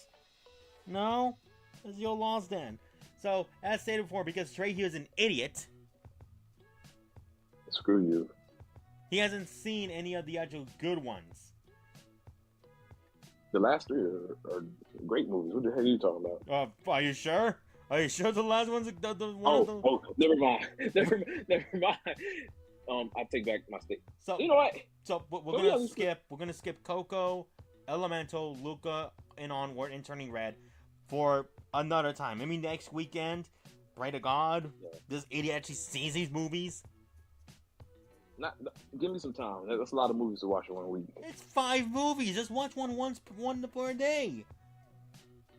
Well, I gotta go see the Alien in theaters. What the? Get Disney Plus, you idiots! Elio? No, we're not. Trey. I'm not planning to watch Elio until like mid-July. Oh, so I can skip that one. Good. Elio, we can skip. We can skip Elio. In fact, I'll just put this scene on here already, since we haven't seen that one yet. These are the FTOs are the ones that we haven't seen yet. Can we go ahead and put Toy Story 4 there? No, we did see this one, sadly, and it makes you feel about. We'll talk about that one first, since I feel like the last 2 ones are actually good. Yeah. I'm sorry, bro. They ruined Toy Story 3. My God, this. I think this is gonna be. It's not an F because it's still it's an okay movie. Well, no, but I think this one. I want to put it on F. F is just. I'll rename this to Unseen. I'm willing to put this one in like a D. I'm not gonna lie. All right. That's how Let's be fair. That's how I feel about it. There's some good parts of the movie. I'm saying, yeah, don't get me wrong. It's some nice parts of the movie, but this movie shouldn't have existed. And now they're making 5, and I'm like, how are they gonna fuck it up again? The only saving grace that this movie has, is Ducky and Bunny. I love Ducky and Bunny in the movie. I love the over-the-top fucking idea to get the key. I love the over-dramatic stories they tell. One scene I love is like, is that scene. It's the scene they showed in the trailers, where 2 things actually. They're talking about like yo bro, they're making another Toy Story movie. Oh man, Toy Story's my jam. Like, I just love that little interaction they have. They're making fun of Buzz, how he says to infinity and beyond. I love that scene, the carnival scene where like they're stuck on like the wall prizes. And Ducky's just kicking Buzz's head. It's like, you like that, son? You like that, son? And he closes his helmet. It's like, ah! I didn't know toys felt pain. Apparently. I mean, Toy Story 1, then, shit. Like, yeah. But, like, no, like, Ducky and Bunny, to me, are, like, I love them. Like, honestly, you can make a spin-off series about those 2, and I'll watch it. Same. And again, actually, fun fact, there was another alternate ending to Toy Story 4, which I think we can argue would have been a better conclusion. Wait, what was it? You know that scene in the original one, the official one, where like there's that lost kid, and Gabby goes and like bees with her to like basically comfort her. Oh, I think I do know. Bo Peep would have been her new Bo toy, Peep right? was originally going to be that, was supposed to be the toy to like be found by her. That would have been such a better ending. And that would have been 10 times better, because then it would have solidified her storyline. Because her whole storyline is she's a lost toy, but she likes it. That means there's no heartbreak. But Woody knows the heartbreak's hard, but he knows that's just a toy's job. Yeah. Until this movie happens, actually. Yeah, I'm not gonna lie. And it's weird, because it's like, how on earth are they, like, I'm not gonna lie. Like, I can suspend my belief for movies, but from the promotional artwork of Toy Story 5, it looks like they're ignoring 4. Because Woody's there, and now they're going to the tablets. Like, are you gonna tell me 5 takes place before 4? Like, is it going to be a prequel sequel? It literally cannot be, because one, Forky's there. 2, in the context of Toy Story 4, they go on the road trip right after Forky was made, like the day after. So this can't be a prequel. Yeah, I really don't know. It really seems to me they just wanted to retcon the ending scene, which I'm fine with, to be honest. I've been real. Yeah. I'm not a big fan of the ending. Me neither. I would have just preferred freaking Bo Peep go with them, so that way she has a new owner now. Do you think that Bo Peep will be in this movie? No. Or do you think she'll just be? You don't think so? No. Oof. I think Bo Peep was just here just because people always question what happened to her. You know, so interesting too. I'm glad we're doing this topic today because yesterday I saw a post 1 year from yesterday, as in June 2026, June 20th, 2026 is when Toy Story 5 comes out. Oh, wow. Yeah. So who knows, folks? Next year, maybe Pokechat will be done by that point, but that doesn't mean me and Trey are still not going to do videos together or like live streams together. We'll probably do a review on Toy Story 5 when it happens. I think that'd be nice. But like, man, the scene is emotional, don't get the wrong idea, but goddamn, does it feel very forced. Yeah. Like, it feels generally very forced, the way Woody wants to stay behind with Bo Peep. And I get it. The idea, it was preluded in the beginning. It was preluded in, like, the flashback with, like, they were back at Andy's house. Because he was about to go into the box with Bo Peep until he realized, no, wait, Andy's looking for him. He can't leave Andy. Yeah. But, like, yeah, I get that's his love. But it's like all the friends, too. Like, I don't know. I feel like he's leaving one. It's hard. It's a hard ending. Like, because it's a lot of love and friendship as well. And I feel like his friends have always, Bo left not by her own choice, but at least he did have his friends there with him all this time. So it's kind of like, damn, like.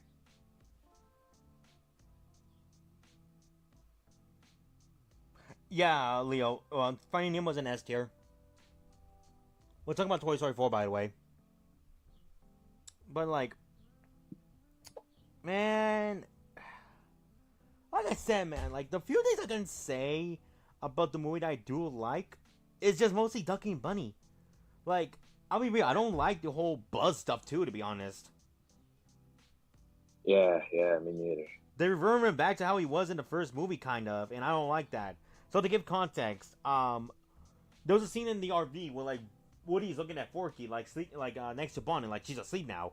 And Buzz offers to, like, take a shift, like, yo, take a break. Like, I'll watch him, don't worry. He's like, oh, no, I can't. That little voice inside me will not let me, won't leave me alone if I do that.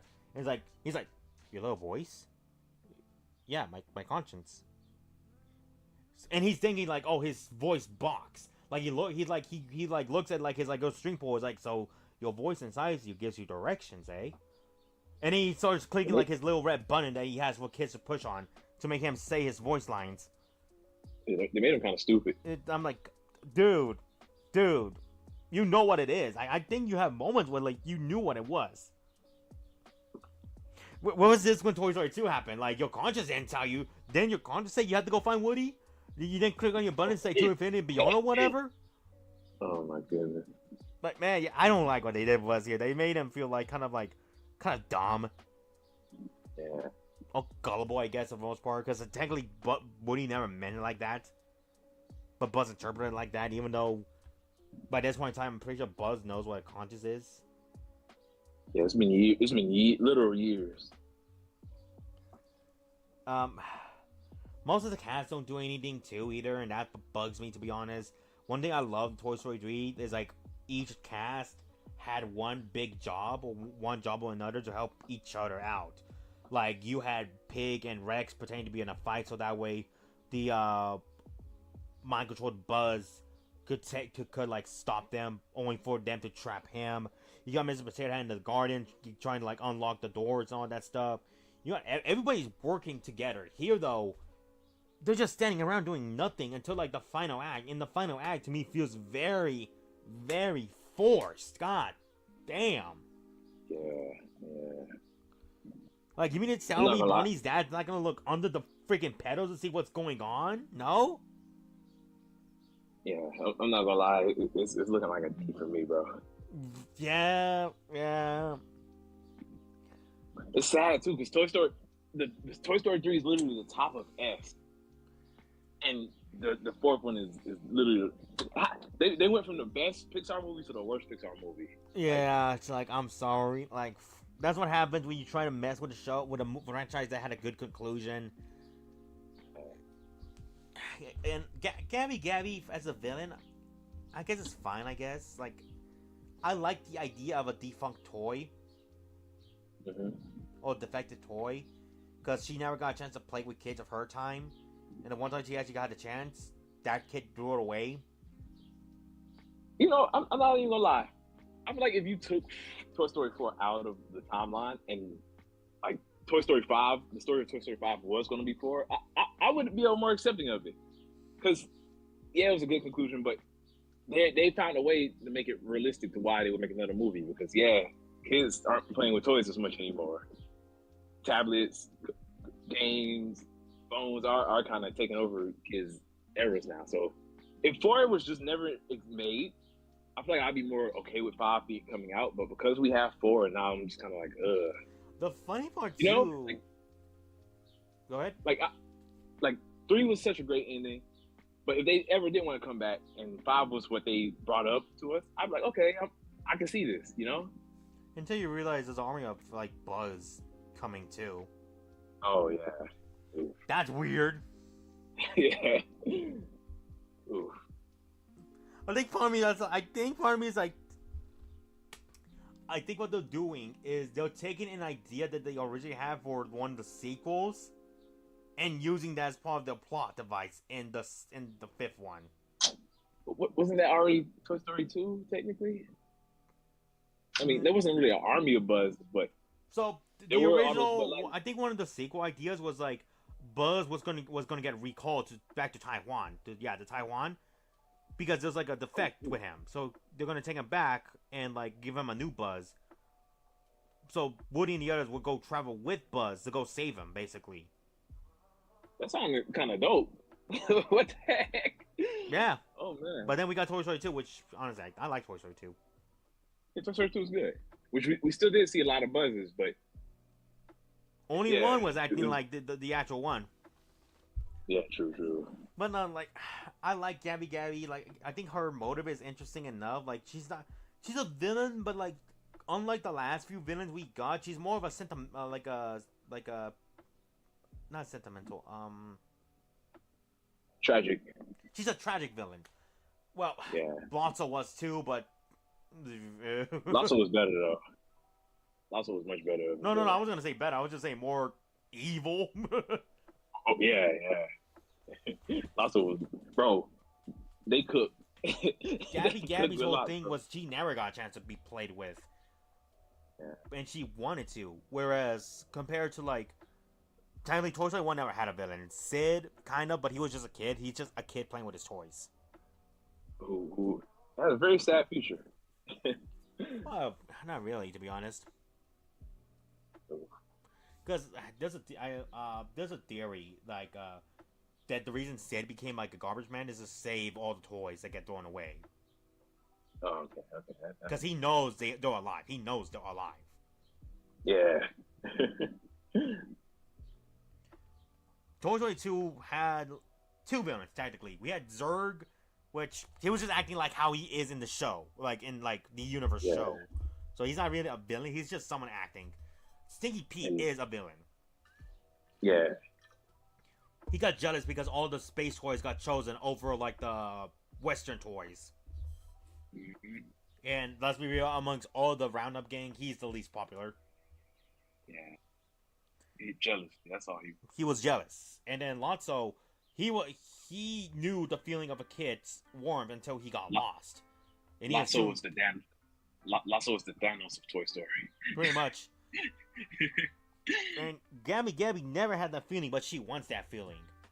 That's why when Woody gave up his voice box, it felt weird. Anyways, but let's move on. This gets D. This is a D. I'm sorry. It's a freaking D. Yeah. Yeah, I'm not feeling this one, bro. All right, let's talk about a movie that made me question my life. Yes, real. Oh my gosh, bro! I thought this movie was gonna be about music. I was like, oh, soul, like soul music, like you know how music heals the soul, bro. I did not expect to go into this movie with actual souls, bro. Like, Oh who made this idea? And whoever did this idea, give that man a promotion, or woman, give that person a promotion. God damn. Yeah, bro. This movie was crazy. Like I actually do kind of want more from this. Like, I'm okay with them not having a sequel, but I always wonder, like, who did that soul become? That soul that was scared to become an actual, 22? Yeah. Like, I always wonder, like, that's just, I was thinking maybe it was going to have something where he has a child or something, and that's who the soul becomes. Like, that would be crazy. But I think it's clear that the message is, he was just trying to help her through this adventure, but this might be somebody he'll never see again, I said it a long time ago to our friends. When you think about it, 22's last memory of freaking Joey or Joe, before like she became like the person, she never knew. She's never gonna know that like Joe got his life back. So in her mindset, her last few memories is like, oh dang, he's dead for good. Oh man, I didn't even think about that. Because we know Joe comes back. He comes back. He gets a second chance, but she will never know that. Because obviously, she becomes a natural human being, and obviously they won't have no memories of them as like a soul. Yeah, I didn't even think about that. So I think that's a little layer of tragedy, but also sweet though, knowing that like, yo, he's giving up his life so she can start hers. But man, they cooked with that movie, bro. Man, this movie, one of my favorite things of this movie makes me question my life. Like I said, this made me question what my purpose is in life, to be honest. And it's sad, bro, that this was one of the. I'm glad that they gave these like COVID movies a re-release in theaters, but I wish I saw it for the first time in theaters. I feel like it would have even hit even more. I wish I got a chance to see this thing in theaters, but like, I just didn't line up with my schedule at all, sadly. Oh, when they re-released it? Yeah, I was like, yo, I want to check this out. But it was just on the time I couldn't get to theaters. Yeah, I watched it when it came out streaming. And when it did come out in theaters, it would have been, I think I was the same way. I think I was just too busy. Like, I only seen Soul twice. But those 2 times, man, like I said this a long time ago, and I'm gonna say this again. This movie, Soul, is not a kid's movie at all. Like, let me rephrase. Soul is the most mature Disney Pixar movie ever. Cause, to me, I feel like Soul and Inside Out too. We'll get to that. It's not targeted to like the kids per se, but it's more targeted to like the young adults. Yeah, both of those. Like I feel like we had a good final 2 movies to talk about. Yeah, we could have talked about a movie that we could have talked about a movie that represented my heritage very good, very well, but you didn't see that movie. I'll check it out soon. You didn't see that movie. Ugh. Look, you gotta realize a lot of these movies came out while I was in college. You say that like that's an issue. I couldn't make it to the movies every weekend like I used to. Trey! Disney Plus is a freaking thing! You didn't need to go to the movies for Coco, because by the time you went to college, guess what? Coco was already streaming. Oh. Anyway, so... You disrespect my heritage when you said that. No. Apologize. So. Apologize. So. Apologize with your soul, soul. Oh my gosh! Don't worry, I'll give it the best review ever. You better. You better. Otherwise, the entire freaking Hispanic community will be on you. Anyways, this movie, like, so, like, I think one of the things I love of this movie, it really shows what Joe has been trying to be for his entire life, but only for him to question it by the end. Yeah, that is true. Until, he realized... Good? I'm not saying that. I think that's what really hits home for this movie and me. Like, because that's realistic. Like, a lot of people chase a dream so much, and then when they get that dream, they feel empty. Like that. It's kind of a real situation where it's like, people who chase after money, they like, oh, I need money, money, money.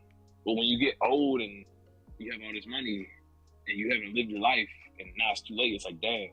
Like, I'm glad he had his moment before he got too late.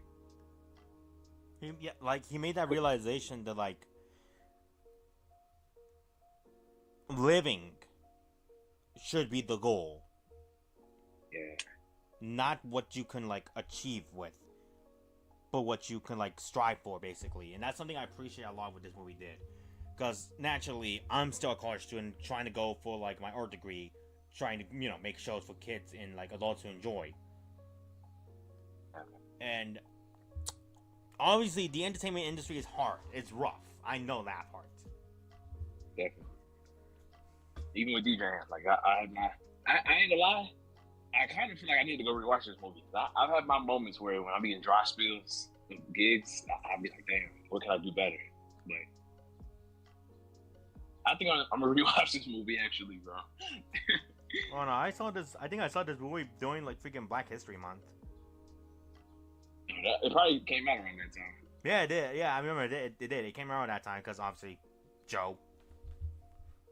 But one scene I love that this movie does is a scene with his mother where 22 is still in Joe's body and Joe's in the cat's body. He tries to go to his mom's shop to get fix up his suit, but she doesn't want to do that. So Joe accidentally says, "Nah, we'll get the suit somewhere else. Mom never supported me to begin with."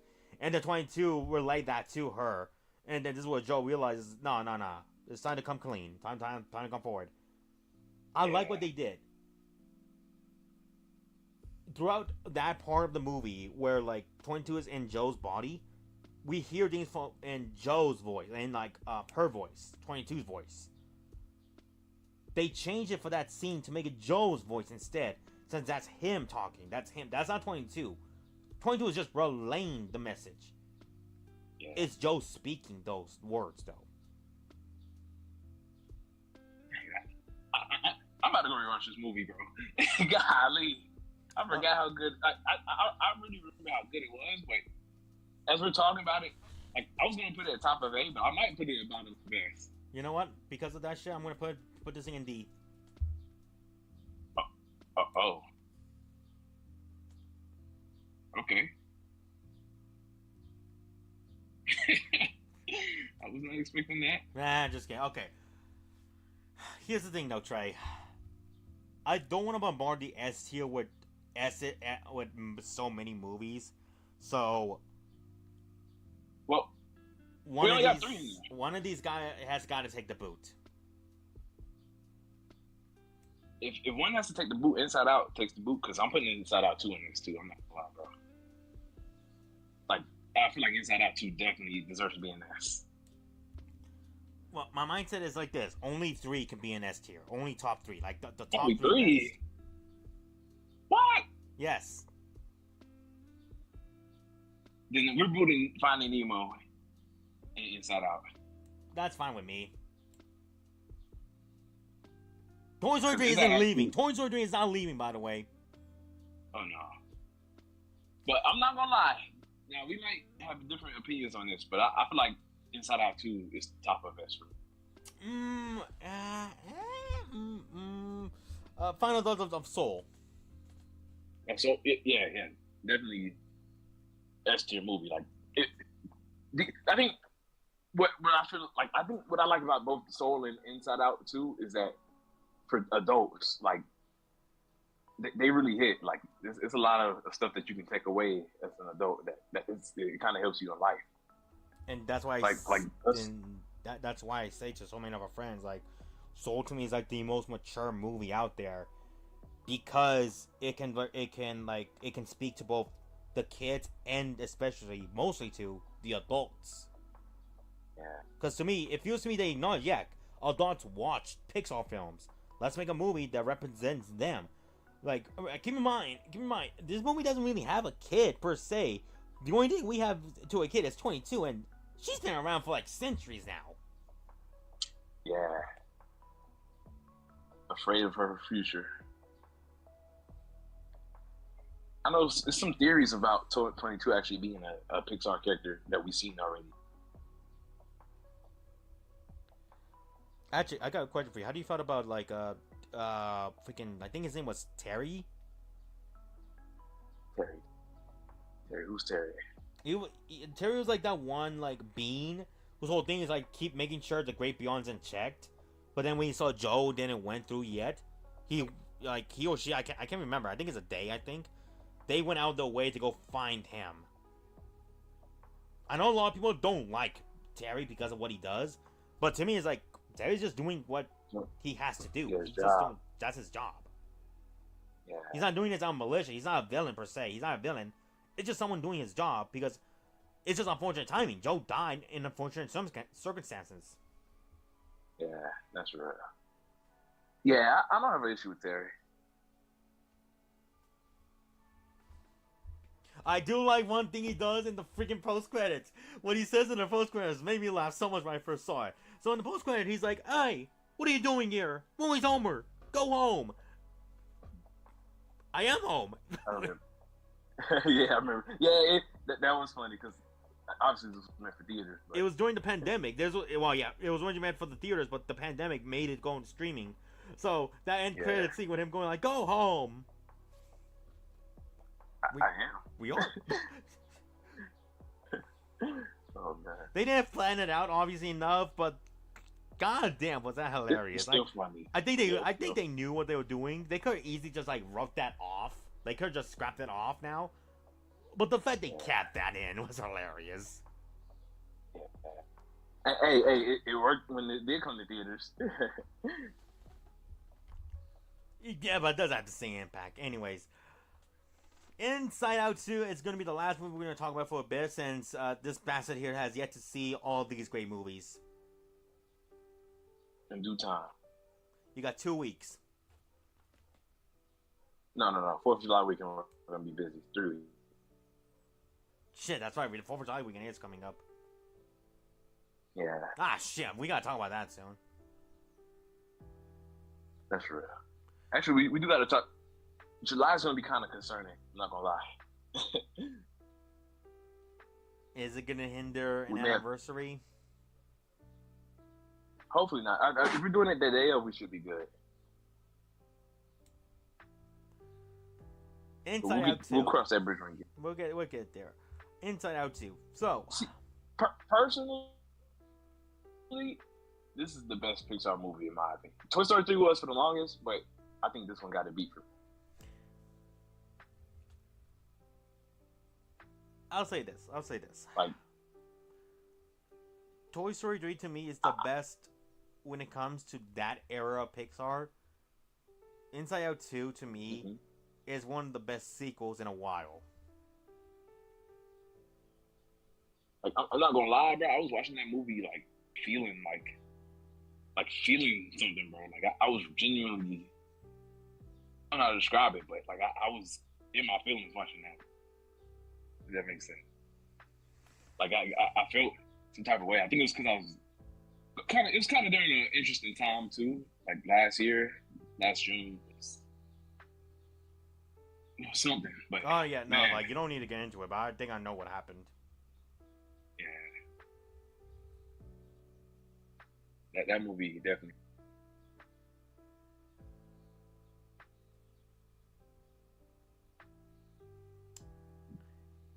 So this movie gets a C.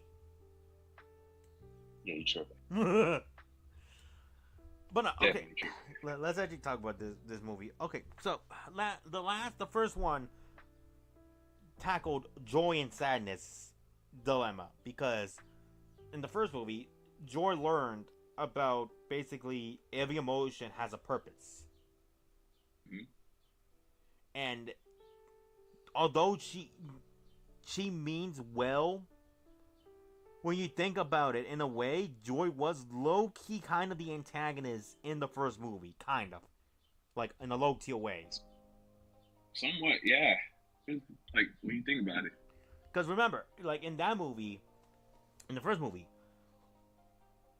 when Riley was moving away, moving to a new house, Joy, everyone else was, like, just doing their job. They're doing all their stuff. But Joy was trying to control everything. Even she even says it in like the opening credits, as like, and these are memory core, and these are memories, freaking Riley's memories. Most of them I'm happy, not to brag. Like she's low-key saying like, yeah, no, I'm the better one, like basically. Yeah, she tried to kind of protect Riley, thinking that she just needs to be happy all the time, and that's it. But no, all your other emotions matter too. They all play important parts, and like heck, freaking. That one memory of her crying in class was about to be a core memory. I don't know what kind of core memory that would have been, but begs the question, what kind of would have been? Yeah. And it's really an accepting sadness movie. This one was similar in a way with anxiety playing that villain role, but different. Like, I don't know how to describe it. Like, anxiety, I think anxiety was one of the best emotions that they put in this movie, because like that's a real, her having a panic attack, that was real. And I do like the fact that like just like with all the emotions, there's a reason why anxiety exists. Yeah, like, definitely. She's in a like part. When I first go ahead. Like when I first heard they were making another Inside Out and introducing new emotions, I was like, how they gonna make this work? They kind of already tackled the main ones. And I was like, isn't anxiety just kind of like more fear? But no, like they really did a good job introducing new emotions. Like,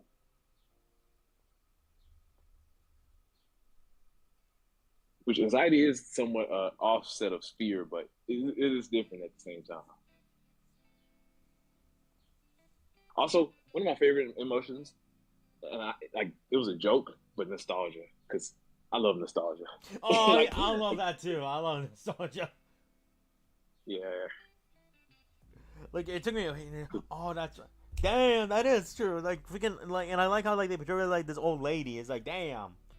Don't make me feel weird. I remember when we did this, like, because it's real though. Like, nostalgia is a real. I feel like that, especially the joke they made. And give it 5 more years, because once you're in your like 20s, that's when you really start to get nostalgic about stuff for real. Like, I'm 26, and I'm feeling nostalgic about the stuff I used to do back when I was like 10. Yeah, I feel like nostalgia hits when you really become an adult. Like Trey, there was a time where I remember I enjoyed playing recess, picking up rocks and throwing them to my friends. We're literally having a whole podcast about nostalgia, so technically we'll talk about that. Yeah. The only reason why is like we more or less we need to start discuss exactly what topic about that we're gonna talk about specifically. Yeah, that's real. Because in theory we could, if we want to go to the nostalgic route, we could just do a reaction to like commercials from our time, and just be nostalgic for that. Yeah. We'll cross that bridge when we get there. Yeah, in 10 years from now. Oof. But man, like this movie, man. One of my favorite moments in the movie is like Joy's freak out to like all the other emotions. Because it shows like yo, even emotions have emotions. That's weird, but yeah, funny. That is true. That is true. Like, man, and I like how they showed off the other like the parents' anxiety and stuff. Like, like dad anxiety was like, oh, you want to watch the game? Yeah. Like he was just so cool. Like he freaked out for a second, and then they just all got cool. Like I like that because yeah, adults have better control over it. Well, some do.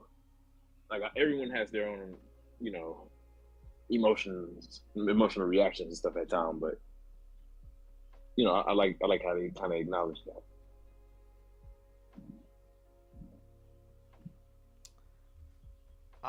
Isn't there Inside Out series now too?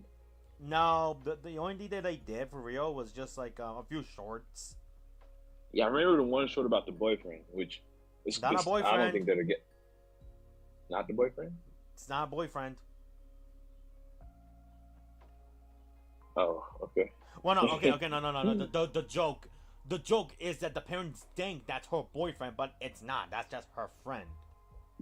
But he was on Mount Crushmore, so she did have a crush on him at least. She had a crush on him, but I don't know if they ever actually became on like a couple or anything like that. Like the whole thing is like it's that thing with like freaking. And Trey, the only reason I can say this is because I went through this already. Freaking. Yeah, I gotta get what you're saying. Like boy's a friend, girl's a friend. People assume they're together because boy, girl, is that moment. But no, they're just friends. But one has a crush on the other, or the other one has. It's one of those moments. Yeah. Because she even says they're just gonna go hang out with other friends, so it's not a boyfriend. But each other do like each other. That's true. It's weird.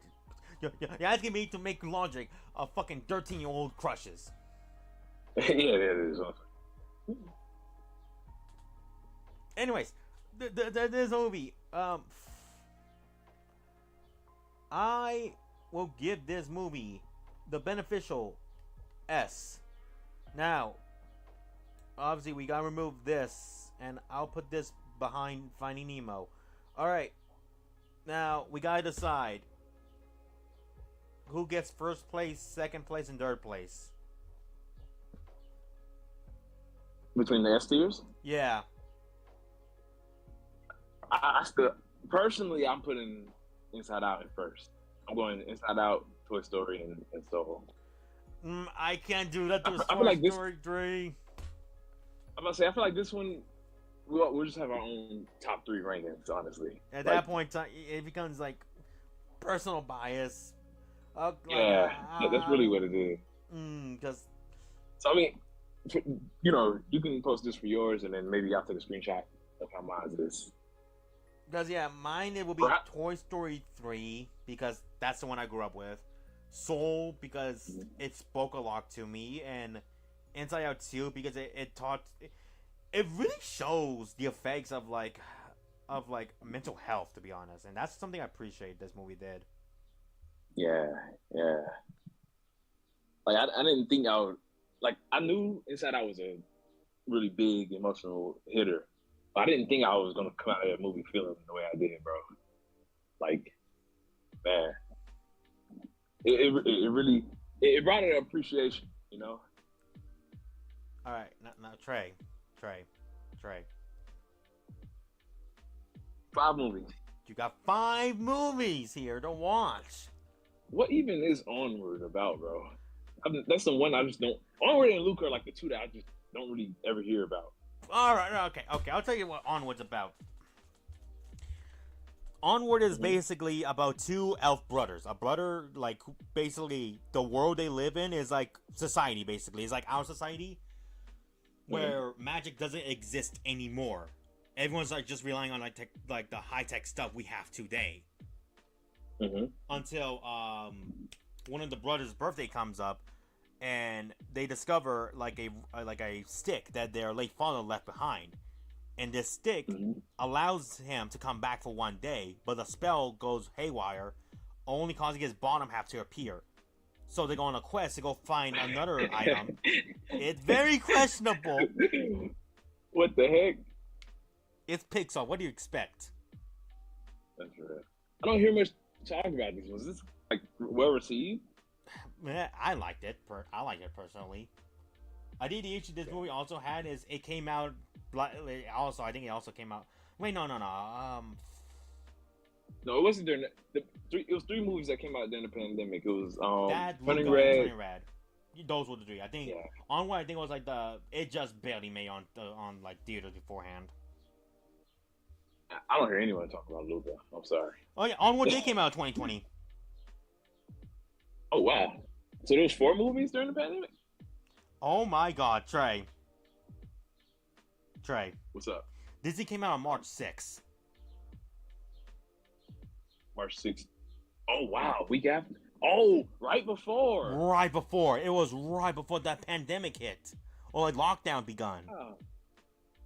No wonder I didn't know about it. Damn, this movie didn't have a chance. Yeah, it didn't. Because at least the other ones were like well into the pandemic, so it was like we were already home, so let's watch movies. But basically, to give you the rundown, what's up? This one had a theatrical release, and then probably got taken out instantly. It had to have, yeah. But basically, one brother is like confident and brave, the other one is scared and timid, and both learn from each other while this journey happens. Basically. Okay. Makes you feel any better. Spider-Man voices one of the brothers. Which Spider-Man? Yuri? Tom Holland. Oh, wait, really? Yeah, Tom Holland voices the weaker one. Oh, I'm interested now. And Luca, I'm gonna say this right now. Luca is the best summer movie you can watch. Like, you can watch this thing during the summer and enjoy a lot more. It's more of a fun slice of life. Let me. It looks like it. So Luca's whole thing is Luca and Alberto are sea monsters, but when they leave the ocean, when their skin gets dry, they become human. And what happens in the movie is they both want to compete in this competition to win money to go buy a Vespa to go see the world, because Luca's parents find out that he's been leaving the ocean to basically, like, to check out the human stuff, because this takes place during the 1950s in Italy. And around that point in time, at least from my knowledge, people are very, very paranoid with, like, sea monsters, like monsters in general at that point in time. Basically, if they see a monster, they gotta kill it. Gotcha. But Luca wants to see the world, and that's why they compete in the race. But they gotta be careful, because if they get one drop of water on them, that part of their skin will show their monster side. That makes sense.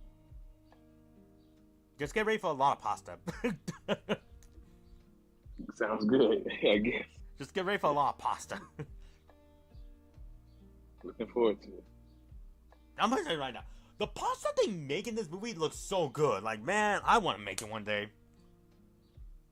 Is it treated like how they treat curry in Rosario? No. Better. Oh. But no, like, Luca to me is like just a wholesome, fun movie. Nothing crazy happens. There's no, like, big sea monster that attacks the town or whatever. It's just a story about a boy who just wants to see the world. That's real. And his boyfriend. Got you. No, okay, I'll be real. I'm just kidding about that part, but there's a theory out there saying that this movie is, like, secretly about, like, them being gay, which, I mean, have what you will. Like, I don't care personally. I just view it more as, like, they're just friends. Yeah. People are shipping culture. They'll take an ancient. Yeah, but it's like this one in particular, they take it like a step beyond. Oh, okay. Gotcha. Well, no, that one's fine. Elemental, that one's also an okay movie. I know more about Elemental. I didn't know about that one. Elemental seemed interesting. Just I never got around to go watch it. I think it's funny enough. I think someone got the idea from, like, making this movie with, like, that one cool math game. Bro, I love that game. Oh my gosh. And Coco is my heritage, Trey. Yes, I know. I'm going to like it. And turning around it's about freaking I don't know if I just say this. Mm-hmm. Okay, I'll tell you the actual plot. Then I'll tell you the plot someone else wanted this movie to be about. All right, got you. So Turning Red is basically about this girl who learns that like her family, mostly like the women, the females of her family, have the ability to turn into a red panda. And obviously, when she finds this out, she wants to get rid of it. So they had to prepare this like ceremony, but her friends want her to go to this concert, basically. And to get money, they use the panda stuff to make merch. Oh gosh, I think I can tell what you're about to say. It takes place during 2002, Trey. Really? Yeah, it takes place during 2002. There's evidence. No, no.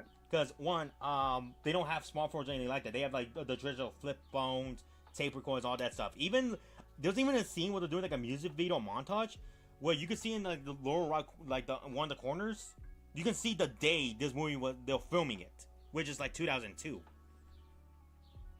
And it made sense because the creator who made the movie said she based it on her childhood, like when she grew up. That's interesting.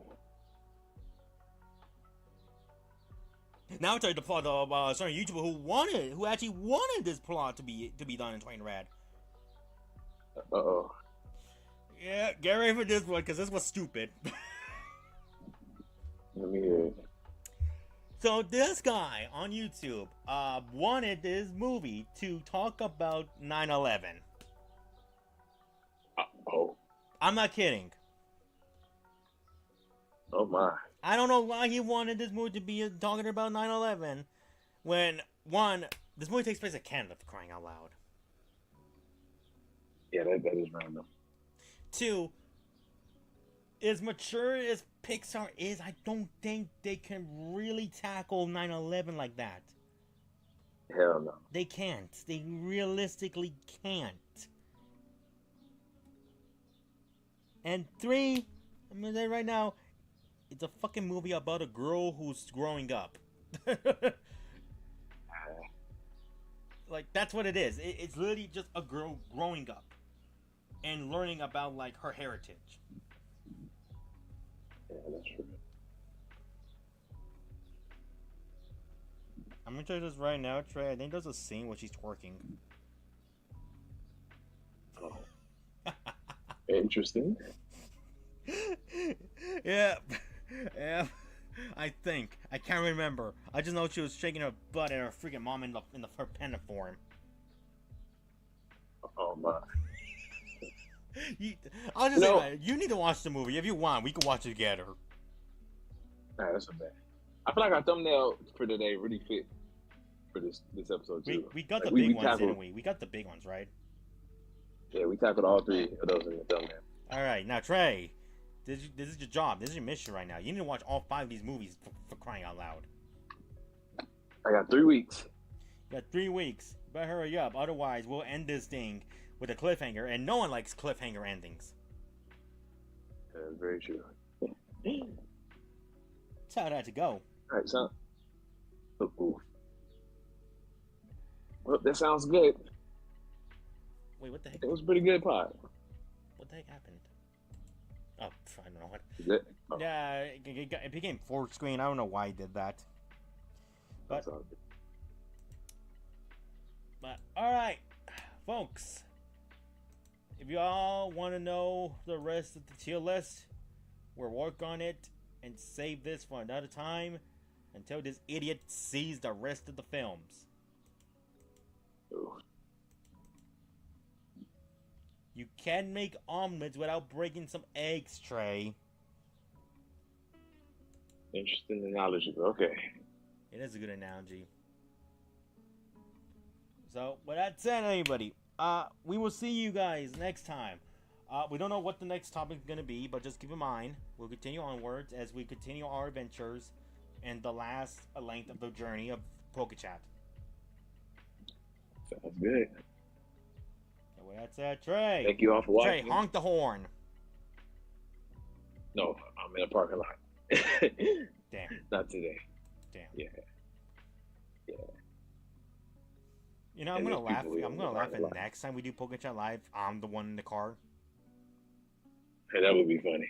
Yeah, but I need my equipment though. That's the sad part. It'll be a Pokechat live Wi-Fi battle edition. It'll be on my channel. You need a freaking capture card. That's what you need. In due time. They only cost $60. Yeah, I definitely could not hunk at this moment because then this girl would think I'm catcalling her, and her boyfriend would probably get mad. And yep. Just tell them It'll be Pokechat fight night. Fuck it, we can do that. We'll do fight night. I'm not fighting this guy. I don't even want this guy's girl. Because she just got back in the car. With that said, Trey describes random strangers' activities. You all have a good night or good day. Trey, honk that horn. Beep beep. All right, close enough. Take care, everybody.